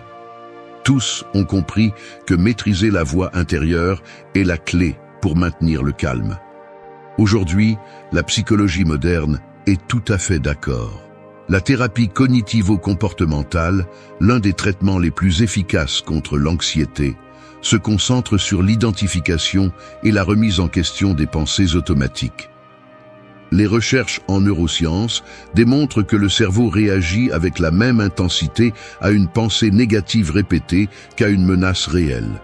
Cependant, en reformulant cette pensée, la réponse de l'anxiété diminue. Comment appliquer cela à ta vie? D'abord, détecte le récit que ton esprit répète lorsque l'anxiété apparaît. Demande-toi si ce que tu te dis est un fait vérifiable ou simplement une interprétation. Par exemple, au lieu de penser « je vais sûrement échouer », reconnais que ce n'est pas un fait mais une peur. En le mettant en mots clairs, tu réduis son pouvoir. Ensuite, pratique la restructuration. Change le « je ne peux pas faire ça » par « j'ai surmonté des situations difficiles avant et je peux gérer celles-ci aussi ». Il ne s'agit pas de répéter des phrases positives vides, mais de te rappeler avec des preuves réelles que tu as déjà de la force. Garde un registre des moments où tu as affronté quelque chose qui te semblait impossible et où tu as réussi. Utilise-le comme carburant lorsque ton dialogue interne essaie de te faire tomber. Un autre conseil pratique est de te parler comme tu le ferais à un ami. Si quelqu'un de proche te confiait ses peurs, le coulerais-tu avec plus de critique ou l'encouragerais-tu avec des mots fermes mais compréhensifs? Fais de même avec toi-même. Changer le ton avec lequel tu te parles a un impact profond sur la façon dont ton corps traite l'anxiété. Maîtriser le dialogue interne ne signifie pas éliminer toutes les pensées négatives, mais apprendre à les remettre en question et à leur donner la place qu'elles méritent. L'anxiété continuera d'essayer d'augmenter le volume de cette radio interne, mais maintenant, tu auras le contrôle du bouton. La différence entre vivre piégé dans le bruit ou trouver la tranquillité réside dans la façon dont tu décides de te parler à toi-même. 9. Souviens-toi de ta force passée. L'anxiété ressemble à une ombre qui exagère sa taille sur le mur. Elle semble immense, mais lorsque tu allumes la lumière, tu découvres qu'elle était beaucoup plus petite que tu ne l'imaginais. Cette lumière est ton souvenir de ce que tu as déjà surmonté. Se rappeler la force que tu as eue dans le passé est la preuve la plus claire que tu peux affronter ce qui semble insupportable aujourd'hui. L'anxiété essaie de te convaincre que tu ne pourras pas, mais ton histoire personnelle prouve le contraire. Marc Aurèle écrivait dans ses méditations qu'il devait se souvenir comment il avait résisté auparavant à la douleur, aux pertes et à la trahison, car ce souvenir était du carburant pour le présent. Épictète enseignait qu'il n'y a pas d'adversité qui ne contient pas en elle-même l'opportunité de démontrer ce qui a été appris. Pour les stoïciens, regarder en arrière n'était pas un acte de nostalgie, mais de preuve. Si tu as supporté avant, tu peux supporter maintenant. La science le soutient avec force. Des recherches en psychologie sur la résilience montrent que l'évocation de souvenirs de réussite passée renforce la confiance en soi et réduit la perception de menace. Des études en neurosciences confirment que lorsque tu te remémores des situations difficiles que tu as surmontées, ton cerveau active des circuits de récompense qui réduisent la réponse à l'anxiété. C'est comme rappeler à ton système nerveux que ce n'est pas la première fois qu'il fait face à un défi. Comment appliquer cette pratique dans ta vie quotidienne? Prends le temps d'écrire une liste de moments où tu as surmonté des obstacles. Cela peut être quelque chose de grand, comme surmonter une maladie, ou quelque chose d'apparemment petit, comme parler en public quand tu avais peur. Chaque souvenir est un témoignage de ta force. Et cette liste à portée de main est lis-la lorsque l'anxiété essaie de te convaincre de ta faiblesse. Un autre conseil pratique est de visualiser ton toi du passé face à ces situations. Revive comment tu te sentais, ce que tu as fait pour t'en sortir et ce que tu as appris. Cette reconstitution mentale ne renforce pas seulement ta confiance, elle prépare aussi ton esprit à appliquer des stratégies similaires dans le présent. Tu peux aussi créer un rituel personnel. Chaque fois que tu fais face à l'anxiété, place ta main sur ta poitrine et répète à voix basse « Je l'ai déjà fait avant, je peux le refaire. Cette action physique ancre le souvenir dans ton corps et renforce le message. Avec la répétition, ton esprit l'assimile comme une vérité immédiate. Ce souvenir de ta force passée ne signifie pas rester coincé dans le passé. Cela signifie l'utiliser comme un rappel de ta capacité réelle. L'anxiété exagère toujours le danger et minimise tes ressources. Mais ton histoire est la preuve que tu as ce qu'il faut. Chaque bataille gagnée est une lumière qui réduit l'ombre actuelle. La clé est de ne pas oublier que ton présent repose sur toutes les fois où tu as été plus fort que tu ne le pensais. 10. Pratiquer la gratitude quotidienne. L'anxiété ressemble à un projecteur qui n'éclaire que ce qui manque, ce qui peut mal tourner ou ce que vous n'avez pas encore obtenu. Pendant ce temps, tout ce que vous avez déjà reste dans l'ombre, invisible.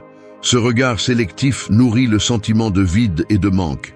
La gratitude, c'est changer le focus, déplacer la lumière vers ce qui existe déjà dans votre vie, ce qui vous soutient et ce que vous avez atteint. Elle n'élimine pas les problèmes, mais elle change la façon dont votre esprit les affronte. Sénèque disait qu'il n'y a rien de plus honorable qu'un cœur reconnaissant. Pour les stoïciens, être reconnaissant n'était pas un geste superficiel, c'était un entraînement mental qui rappelait l'abondance même au milieu de l'adversité. Marc Aurèle se répétait au réveil qu'il devait être reconnaissant pour le simple fait d'ouvrir les yeux à un nouveau jour. Épictète, malgré le fait qu'il ait été esclave, enseignait qu'il y a toujours quelque chose à apprécier. L'air, la vie, la capacité de raisonner. Pour eux, la gratitude était une stratégie contre l'anxiété, car elle redonnait de la perspective. La science le confirme avec force. Des études en psychologie positive montrent que ceux qui pratiquent la gratitude de manière constante éprouvent moins de symptômes d'anxiété et de dépression.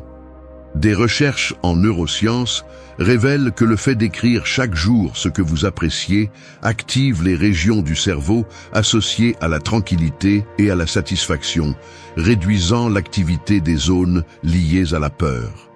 La gratitude entraîne le cerveau à se concentrer sur ce que vous avez sous contrôle. Comment intégrer cela à votre vie quotidienne?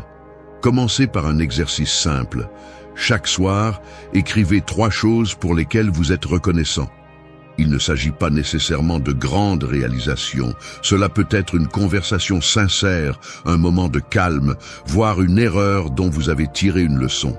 Cette habitude change la façon dont votre esprit traite la journée et affaiblit la tendance naturelle à ne se souvenir que du négatif. Un autre conseil est de pratiquer la gratitude en temps réel. Lorsque vous mangez, remerciez mentalement pour la nourriture. Lorsque vous parlez à quelqu'un que vous appréciez, prenez le temps de reconnaître l'importance de sa présence. Lorsque vous rencontrez une difficulté, cherchez au moins un aspect qui vous apporte une leçon. Cet entraînement ne nie pas la difficulté, mais empêche le négatif d'occuper tout l'espace. Il est également utile de partager la gratitude. Exprimer à quelqu'un d'autre ce que vous appréciez chez lui renforce les relations et crée un cercle de bien-être. En le verbalisant, vous renforcez en vous-même cette perception positive. Pratiquer la gratitude quotidienne, ce n'est pas fermer les yeux sur l'anxiété, c'est les ouvrir à une vision plus complète. C'est se rappeler que la vie n'est pas seulement faite de manque, mais aussi d'abondance qui passe souvent inaperçue. Lorsque vous exprimez de la gratitude, vous entraînez votre esprit à reconnaître ce qui soutient votre chemin. Et cette certitude réduit la tempête intérieure, car elle vous rappelle que vous avez déjà plus que vous ne le pensiez. Les questions manipulatrices sont des couteaux enveloppés de velours. Elles arrivent déguisées en innocence, avec un ton doux, mais leur tranchant pointe directement vers votre sécurité émotionnelle. Pourquoi es-tu si nerveux? Ne me fais-tu pas confiance? N'est-ce pas de ta faute? Ce ne sont pas de véritables doutes, ce sont des pièges conçus pour vous déstabiliser, pour que vous cédiez le contrôle et commenciez à vous justifier comme si vous deviez des explications au monde. Celui qui manipule ne cherche pas la clarté, il cherche le contrôle. Il veut semer en vous la graine de la culpabilité, le poison de l'insécurité et le poids du doute. Si vous répondez avec anxiété, si vous vous précipitez pour vous justifier, vous avez déjà perdu.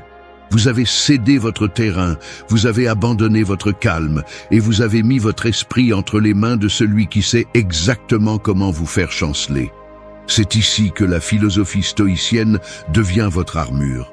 Marc Aurèle le comprenait, la véritable bataille n'est pas dans le bruit extérieur, mais dans l'ordre intérieur.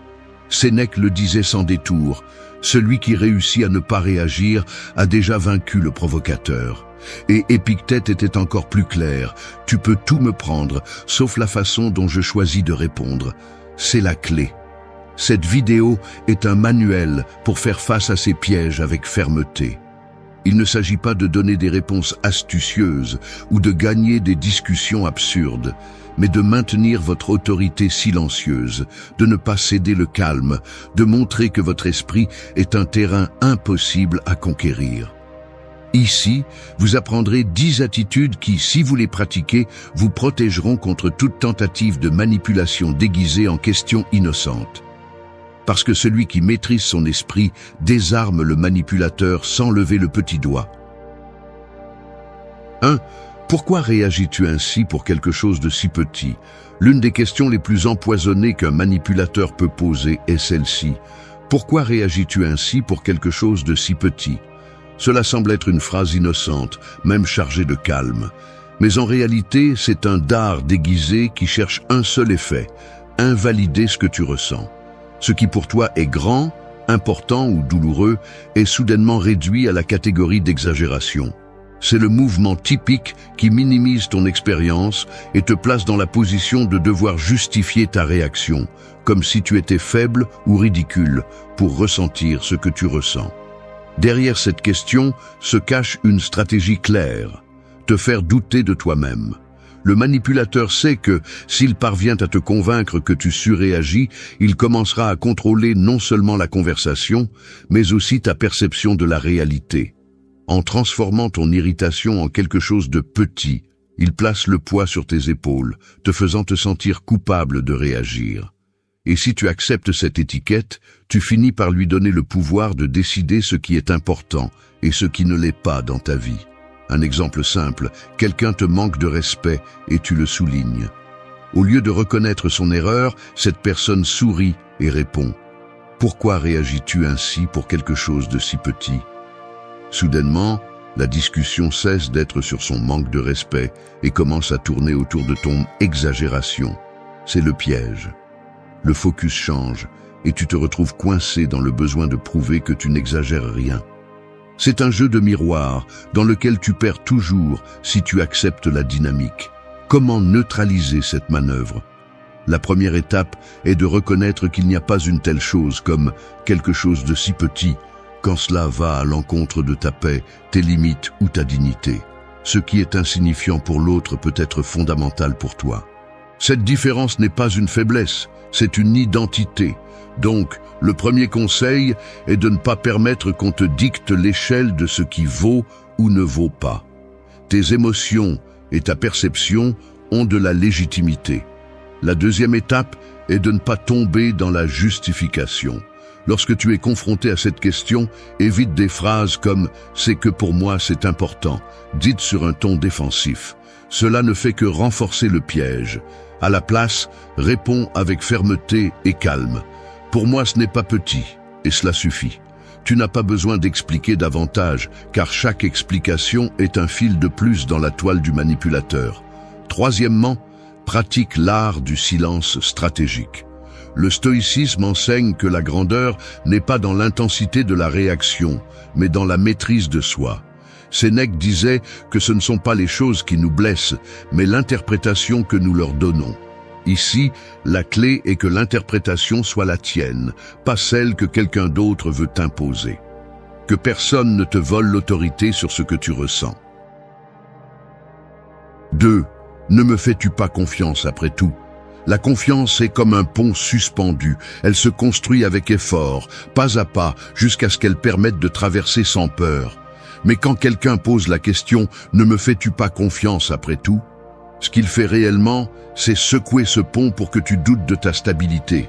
c'est une attaque déguisée en innocence, un piège émotionnel qui cherche à te culpabiliser en te plaçant dans le rôle du méfiant, de l'ingrat ou du paranoïaque. Derrière cette question, il n'y a pas un intérêt véritable à renforcer la relation. Ce qu'il y a, c'est une manipulation pour que tu baisses la garde et cèdes du terrain que tu ne devrais pas céder. L'objectif est clair, te faire sentir coupable de poser des limites. Celui qui utilise cette question prétend transformer la confiance en une obligation absolue, comme si ne pas avoir une confiance aveugle était une erreur morale. La réalité est que la confiance se construit avec des actes, pas avec des paroles. Personne n'a le droit de la réclamer comme si c'était un cadeau automatique, encore moins lorsque ces actions suscitent des doutes. Comment faire face à ce piège ? Le premier conseil est de se rappeler que la confiance n'est pas un chèque en blanc. Elle est donnée dans la mesure où les actions la soutiennent. Si quelqu'un a besoin de te demander pourquoi tu ne fais pas confiance, c'est parce que quelque chose dans son comportement l'a érodé.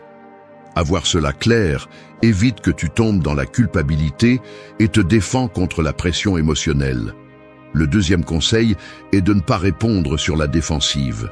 Si tu dis « oui, je te fais confiance » juste pour éviter un conflit, tu donnes un pouvoir qui n'a pas été gagné.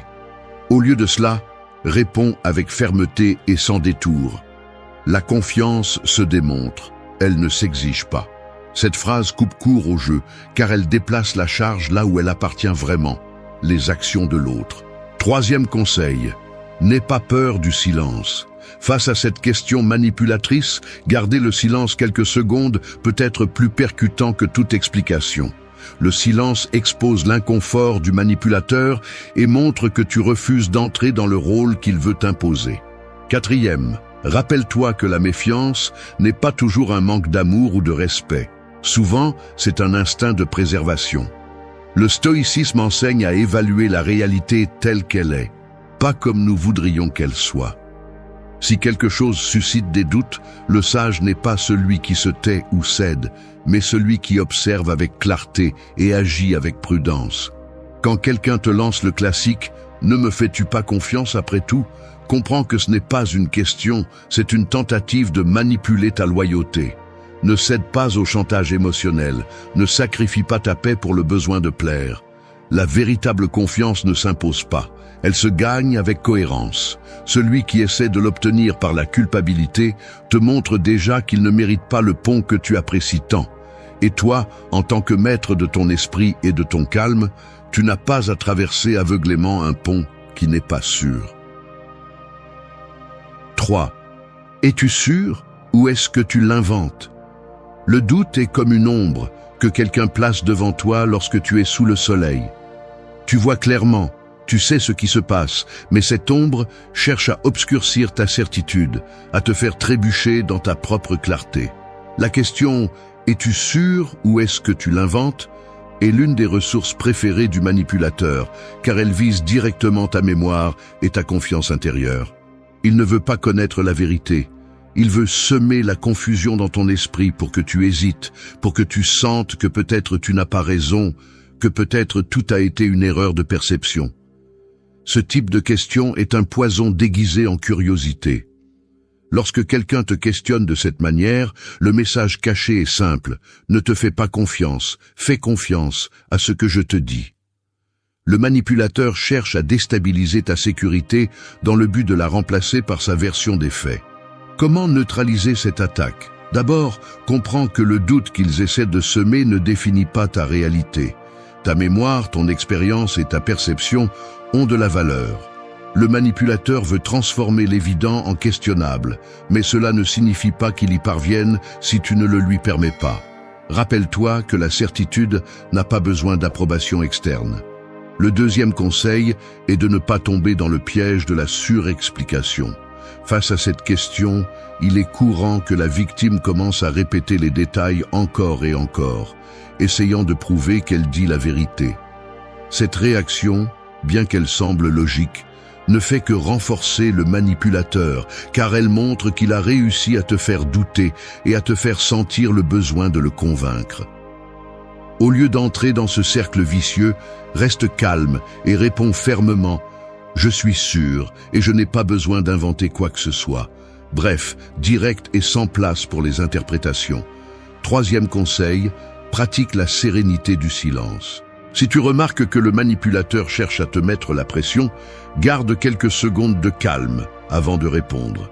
Cet intervalle montre que tu ne te laisses pas entraîner et projette une autorité silencieuse. Le désespoir de clarifier est le terrain du faible, la pause consciente est la stratégie du fort. Quatrième conseil, appuie-toi sur la cohérence de tes actes. Lorsque ta vie et tes paroles sont cohérentes, tu n'as pas besoin de prouver quoi que ce soit. Le stoïcisme enseigne que la vérité n'a pas besoin d'ornement. Sénèque disait qu'une vie droite est la meilleure défense contre la calomnie. Si ce que tu dis coïncide avec ce que tu fais, aucune question piège ne peut te désarmer. Enfin, rappelle-toi que la manipulation ne se vainc pas en discutant chaque détail, mais en maintenant la clarté intérieure. La prochaine fois que quelqu'un te lance un « Es-tu sûr ?» ou « Est-ce que tu l'inventes ?» ne le prends pas comme une question légitime. Reconnais-le comme une tentative de contrôler ta confiance. Ne cède pas ce terrain. Affirme-toi dans ta mémoire, dans ton expérience et dans ta vérité. Celui qui domine son esprit n'a pas besoin de prouver quoi que ce soit, car la certitude se soutient seule. Et face à un manipulateur, la fermeté tranquille est la réponse la plus puissante. 4. Dois-tu toujours m'attaquer ? Un prédateur astucieux ne rugit pas toujours ni ne montre les crocs. Parfois, il se fait passer pour une victime. C'est la stratégie cachée derrière la question « Dois-tu toujours m'attaquer ?» Il ne cherche pas à te comprendre ni à résoudre le problème. Il cherche à inverser les rôles pour que tu sois celui qui porte le blâme. Ce qui était une conversation sur son erreur ou son comportement se transforme soudainement en un jugement contre toi. Le manipulateur se déguise en innocent et te place dans le rôle de l'agresseur, te faisant douter de ton intention et te faisant finir par t'excuser pour quelque chose que tu n'as pas fait. Derrière cette question se cache un mouvement calculé, détourner l'attention. Tu pointes un comportement nuisible et au lieu de recevoir une réponse mature, tu obtiens cette accusation déguisée. Ainsi, l'attention n'est plus portée sur ce qu'ils ont mal fait, mais sur ton ton, tes mots ou ta façon de t'exprimer. Ce qui était clair devient confusion, et plus tu te défends de ne pas avoir attaqué, plus tu renforces la narrative que le manipulateur veut imposer. Comment faire face à ce type de piège ? La première étape est de comprendre que cette question n'est pas un reflet de ton comportement, mais un outil pour t'affaiblir. Ne tombe pas dans le piège de justifier chaque mot. Si tu commences à démontrer que tu n'attaquais pas, tu as déjà accepté le terrain du manipulateur. À la place, reste ferme et clair, « Je ne t'attaque pas, je parle d'un fait ». Cette phrase ramène l'attention à l'endroit correct. Le deuxième conseil est de surveiller ton ton sans perdre d'autorité. Le manipulateur a tendance à profiter de tout signe de colère pour maintenir son rôle de victime. C'est pourquoi pratique le calme conscient. Parle fermement, sans élever la voix, sans besoin d'ornement émotionnel. Lorsque la sécurité s'exprime sans cri, elle est beaucoup plus difficile à manipuler. Troisième conseil, ne laisse pas le sujet changer. Si tu mentionnes une faute et qu'on te répond avec « Dois-tu toujours m'attaquer ?» redirige la conversation. Ce n'est pas une attaque, c'est une observation sur ce qui s'est passé.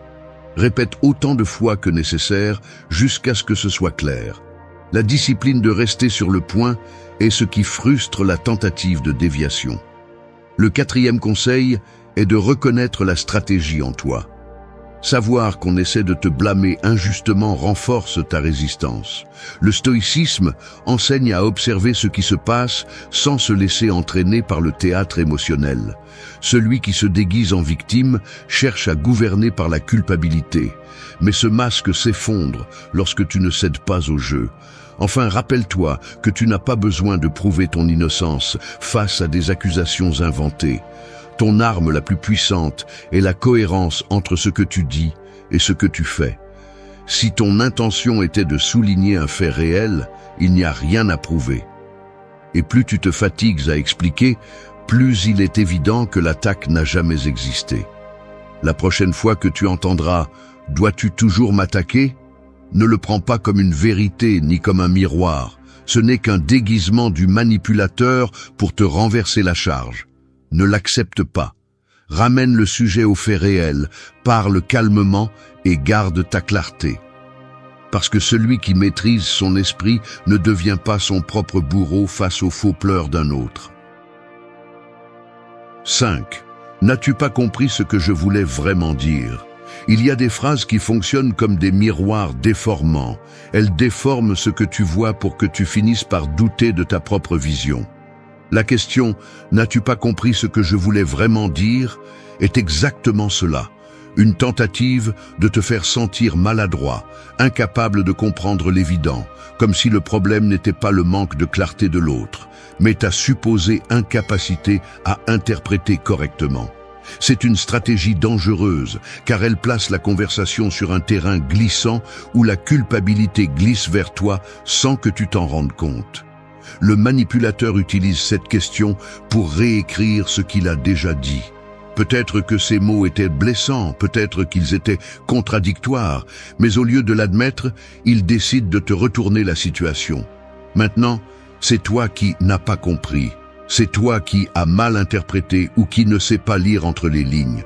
De cette façon, il évite de prendre la responsabilité de son message et sème le doute dans ton esprit. C'est un coup direct à ta sécurité. Car lorsque cette stratégie est répétée plusieurs fois, tu finis par croire que tu ne sais vraiment pas écouter, que tu prends tout mal ou que tu exagères ce qui a été dit. C'est le piège. Comment réagir face à ce type de manœuvre ? La première étape est de rester ferme dans ce que tu as entendu. Si tu te souviens clairement des mots qu'ils ont utilisés, fais confiance à ta perception. Tu n'as pas besoin d'accepter une version alternative simplement parce que quelqu'un l'impose avec assurance. La mémoire et l'attention consciente sont tes meilleures défenses. Deuxièmement, évite la tentation d'entrer dans une guerre d'interprétation. Ne tombe pas dans le jeu de répéter encore et encore ce que tu as compris en espérant que l'autre le reconnaisse. Cela ne fait qu'alimenter le cycle, car le manipulateur aura toujours un « ce n'est pas ce que je voulais dire » prêt à te désarmer.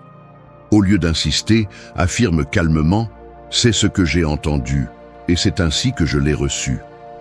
Cette phrase transfère la responsabilité à l'émetteur, qui doit clarifier ses mots s'il n'a vraiment pas exprimé ce qu'il voulait. Troisième conseil, garde ton sang-froid. Cette question est souvent posée avec un ton de supériorité, comme si l'autre détenait la vérité absolue et que tu étais l'ingénu qui ne sait pas saisir les subtilités. Ne rentre pas dans cette dynamique. Le respect de ta propre interprétation est ce qui soutient ton autorité dans la conversation. Quatrièmement, applique la stratégie de la limite claire.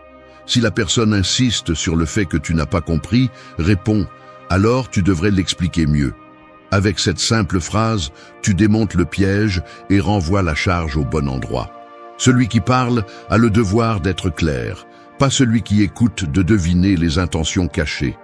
Le stoïcisme enseigne que la vérité n'a pas besoin de fioritures ni d'excuses, et que la clarté est un signe de vertu. Si quelqu'un essaie de te manipuler avec cette question, comprends que ce qui est en jeu n'est pas ta capacité à comprendre, mais son incapacité à assumer ce qu'il a dit.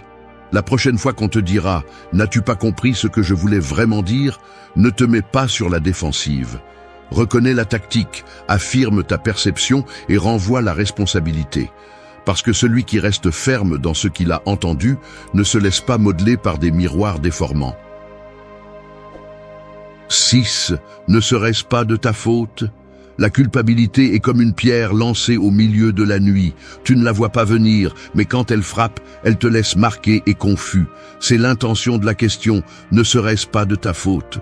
Le manipulateur ne veut rien résoudre. Ce qu'il cherche, c'est à déplacer la responsabilité de ses actes sur toi, à faire de toi la cible et à nettoyer son image pendant que tu portes le poids.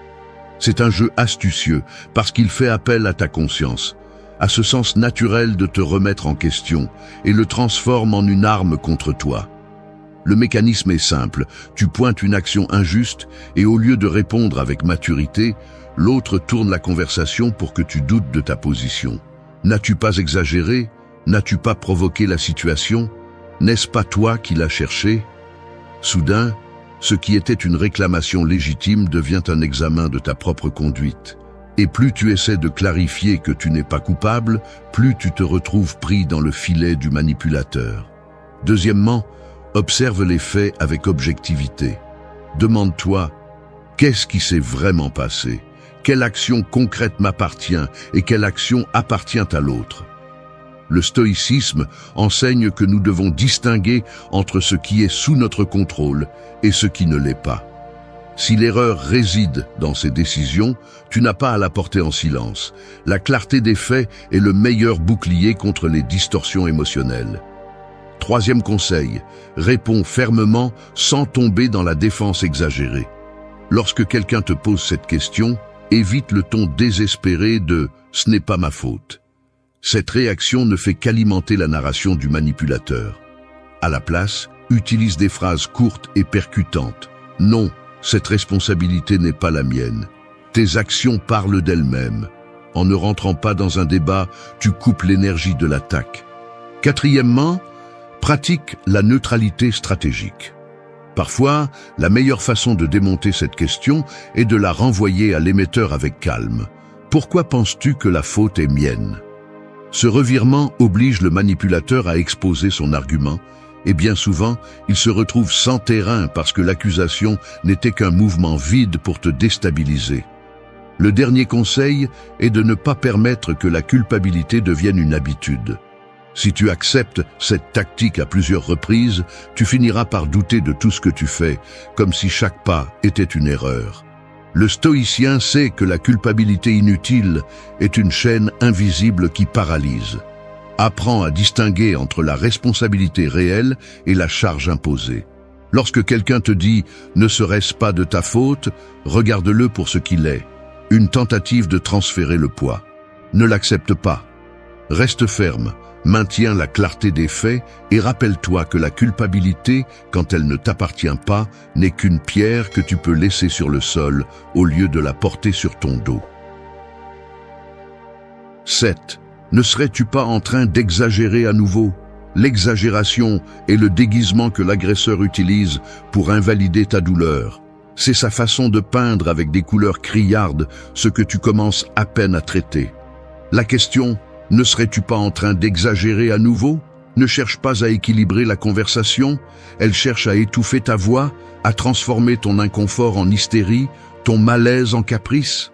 C'est un coup subtil, mais sûr, direct à la gorge émotionnelle. Après l'avoir entendu, la plupart se taisent, se replient, doutent d'eux-mêmes et se renferment. Parce que si on te fait croire que tu exagères, alors ton émotion perd de sa valeur.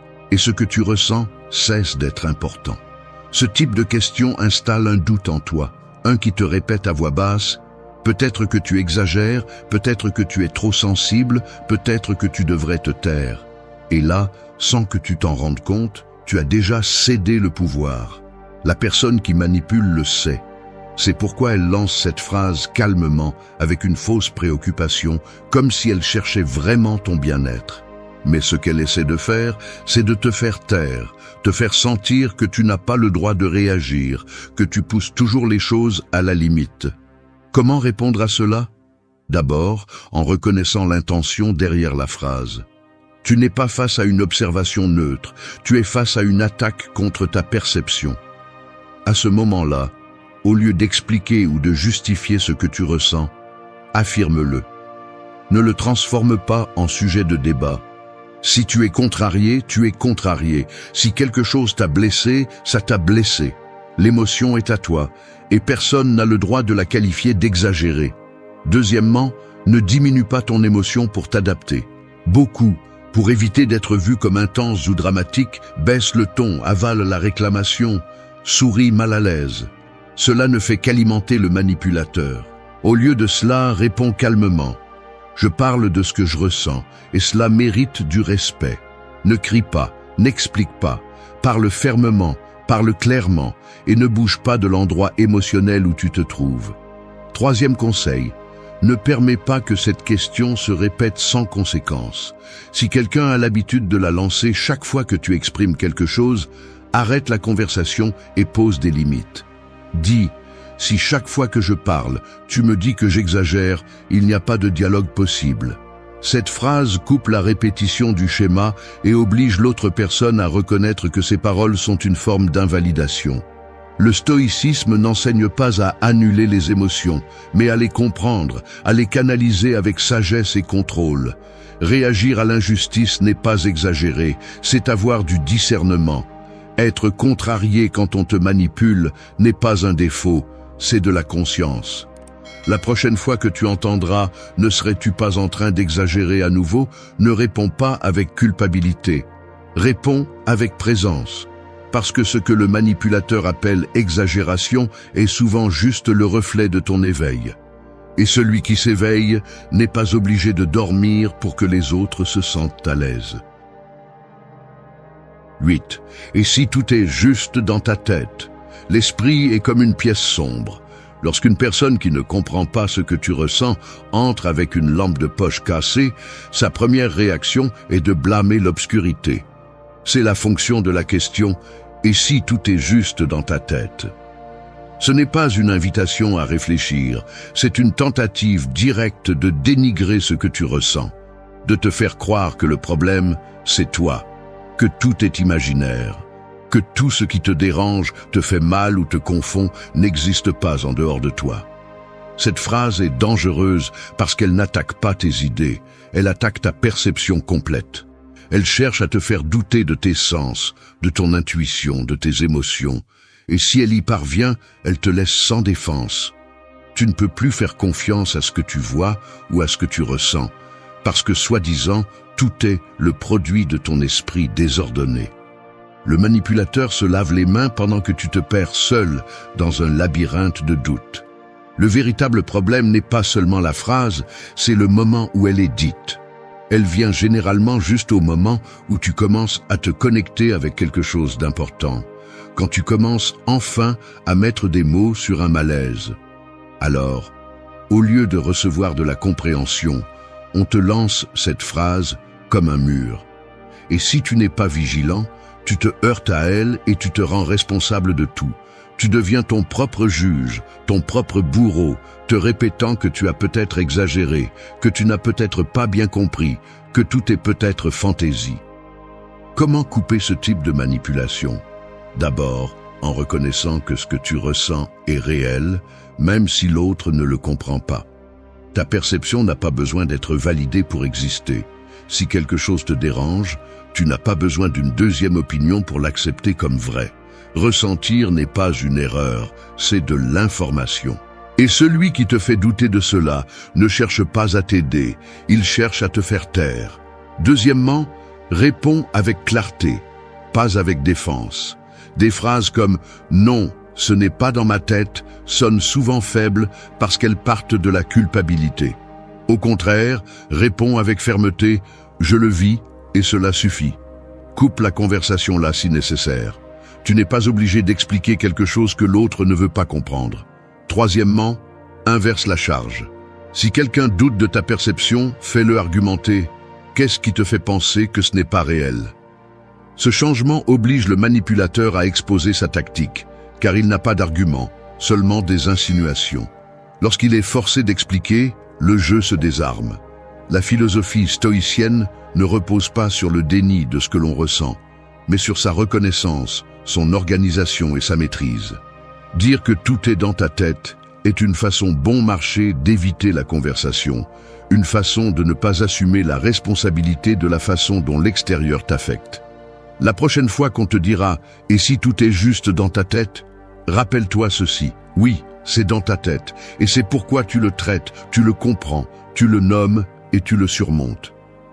Ce que tu ne vas pas permettre, c'est que quelqu'un utilise ton esprit comme une excuse pour ne pas affronter sa propre responsabilité. Parce que si ta perception dérange, peut-être que ce n'est pas de l'imagination, peut-être que c'est la vérité. 9. Ne vois-tu pas que tu interprètes mal tout? Une astuce très ancienne dans l'art de la manipulation est de jouer avec le miroir brisé. La personne lance une phrase offensante, un geste blessant, une insinuation chargée de poison, et lorsque tu réagis, elle te dit simplement « tu interprètes mal tout ». C'est ainsi que fonctionne la tromperie. Non seulement on nie ce qui s'est passé, mais on t'accuse également de l'avoir mal vu, d'avoir compris ce qui n'était pas, d'avoir déformé la réalité comme si ton esprit était défectueux. Le manipulateur ne se justifie pas, il te désarme à la racine, ton interprétation. Ce type de question ne cherche pas à éclaircir, il cherche à annuler. Il veut que tu remettes en question ta capacité de compréhension, que tu penses que tu as exagéré, que tu as mal entendu, que tu as compris à l'envers. S'ils parviennent à te faire douter une fois, ils le feront toujours. Parce que celui qui réussit à te faire penser que ta lecture de la réalité est erronée, peut te modeler à sa guise. C'est le jeu. Ils te convainquent que l'erreur est dans tes yeux et non dans leurs actes. Comment briser cette tactique? D'abord, en précisant que tout malaise n'est pas une mauvaise interprétation. Tu as le droit de nommer ce que tu as ressenti. Tu n'es pas obligé d'accepter leur version des faits comme si c'était la seule possible. Quand quelqu'un te lance cette phrase, réponds fermement « J'interprète à partir de ce que j'ai vu et entendu ». C'est suffisant. Tu n'inventes pas, tu observes. Deuxièmement, reste ferme sur les détails. Le manipulateur a besoin que tu doutes du concret, c'est pourquoi il généralise et dévie. Tu dois revenir au point exact, ce qui a été dit, ce qui a été fait, comment cela t'a fait sentir. N'exagère pas, ne décore pas, décris simplement avec précision. Cette clarté laisse peu de place pour que l'autre s'échappe par la voie du déni. Troisième conseil, ne discute pas, interprétation, contre-interprétation. Cette bataille est toujours gagnée par celui qui sait manipuler. N'entre pas dans la dynamique de « j'ai compris cela » contre « non, ce n'est pas ce que je voulais dire ». C'est un cercle sans issue. Au lieu de cela, concentre-toi sur ce que cela a produit en toi. C'est ainsi que je l'ai vécu et cela m'a affecté. Là, le débat s'arrête. Quatrièmement, observe les modèles. Si cette phrase apparaît fréquemment dans la bouche de la même personne, tu n'interprètes probablement rien de mal. Tu vois clairement ce que l'autre ne veut pas admettre. Le stoïcisme enseigne que la vérité est simple, directe, sans fioriture. Si quelqu'un a constamment besoin de te convaincre que tu n'as rien compris, c'est parce qu'il n'est pas transparent. Et enfin, ne cède pas ton jugement. L'interprétation de la réalité est aussi ton droit. Ne laisse pas quelqu'un placer un filtre sur tes yeux et te dire comment tu dois ressentir ou penser. La prochaine fois qu'on te dira « Ne vois-tu pas que tu interprètes mal tout ?» ne te précipite pas à douter de toi. Respire, rappelle-toi les faits, réaffirme ce que tu as vécu et ne cède pas ta perception. Parce que la manipulation commence là où tu décides de ne plus faire confiance à ce que tu sais déjà. Et tu sais plus qu'il ne voudrait que tu te souviennes. 10. Est-ce vraiment la peine de faire tout un plat de ça? Le dernier recours du manipulateur ressemble au bruit d'une porte qui se ferme lentement. Il ne crie pas, il ne pousse pas, il essaie simplement de te faire partir en silence. La question, est-ce vraiment la peine de faire tout un plat de ça, est conçue pour te faire sentir que ton malaise est une exagération, que ton besoin de parler est un caprice, que ta limite est une perte de temps. L'objectif est clair, te faire reculer avant même que tu commences à te défendre. Ce type de question ne résout pas les conflits, elle les fait taire. C'est la tentative de fermer une conversation qui dérange, d'éteindre le feu sans se demander pourquoi il a commencé. Le manipulateur la lance quand il sait que tu es sur le point de toucher un point sensible, quand il sent qu'il ne peut plus dissimuler ses intentions. Et alors, il change de direction. Maintenant, le problème n'est pas ce qui s'est passé, mais le fait que tu veuilles en parler. C'est le jeu. Comment répondre à cela? D'abord, en reconnaissant que si quelque chose t'affecte, c'est déjà valable. Tu n'as pas besoin de le justifier avec des chiffres, des arguments impossibles ou des larmes. Si quelque chose te dérange, cela suffit. Ce n'est pas de l'orgueil, c'est de la conscience. Et celui qui t'aime vraiment, écoute avant de juger l'ampleur de la question. Deuxième, réponds par une phrase claire et sans culpabilité. Pour moi, cela compte. Ainsi, tu donnes de la valeur à ta perception sans demander la permission. Tu ne cherches pas à te battre. tu cherches à comprendre. Et si l'autre personne ne peut pas gérer cela, le problème n'est pas toi. Troisième conseil, ne tombe pas dans le jeu de te minimiser pour maintenir la paix. Beaucoup de gens préfèrent avaler leur malaise pour ne pas faire des histoires. Mais cette fausse paix se transforme en une bombe silencieuse. Tôt ou tard, ce qui n'est pas dit devient du ressentiment, et cela finit par être un vrai problème. Quatrième, reste ferme sans avoir besoin d'escalader le conflit. Parler de quelque chose qui te dérange ne signifie pas faire un scandale. Cela signifie maturité. Le stoïcisme ne consiste pas à tout supporter en silence, mais à exprimer ce qui est nécessaire sans laisser les émotions obscurcir le jugement. Et enfin, souviens-toi de ceci. Celui qui te fait sentir que tout est une exagération, que ce n'est jamais le bon moment ou que tu compliques toujours les choses, n'est pas intéressé par ton bien-être, il est intéressé par ton silence. La prochaine fois qu'on te demandera si ça vaut la peine d'en parler, réponds-toi avec honnêteté. Parce que ta tranquillité ne se négocie pas, et se taire pour ne pas déranger ne sera jamais une solution. La vraie paix se construit lorsque tu peux regarder l'autre dans les yeux et dire « Cela compte pour moi, et je vais le dire ».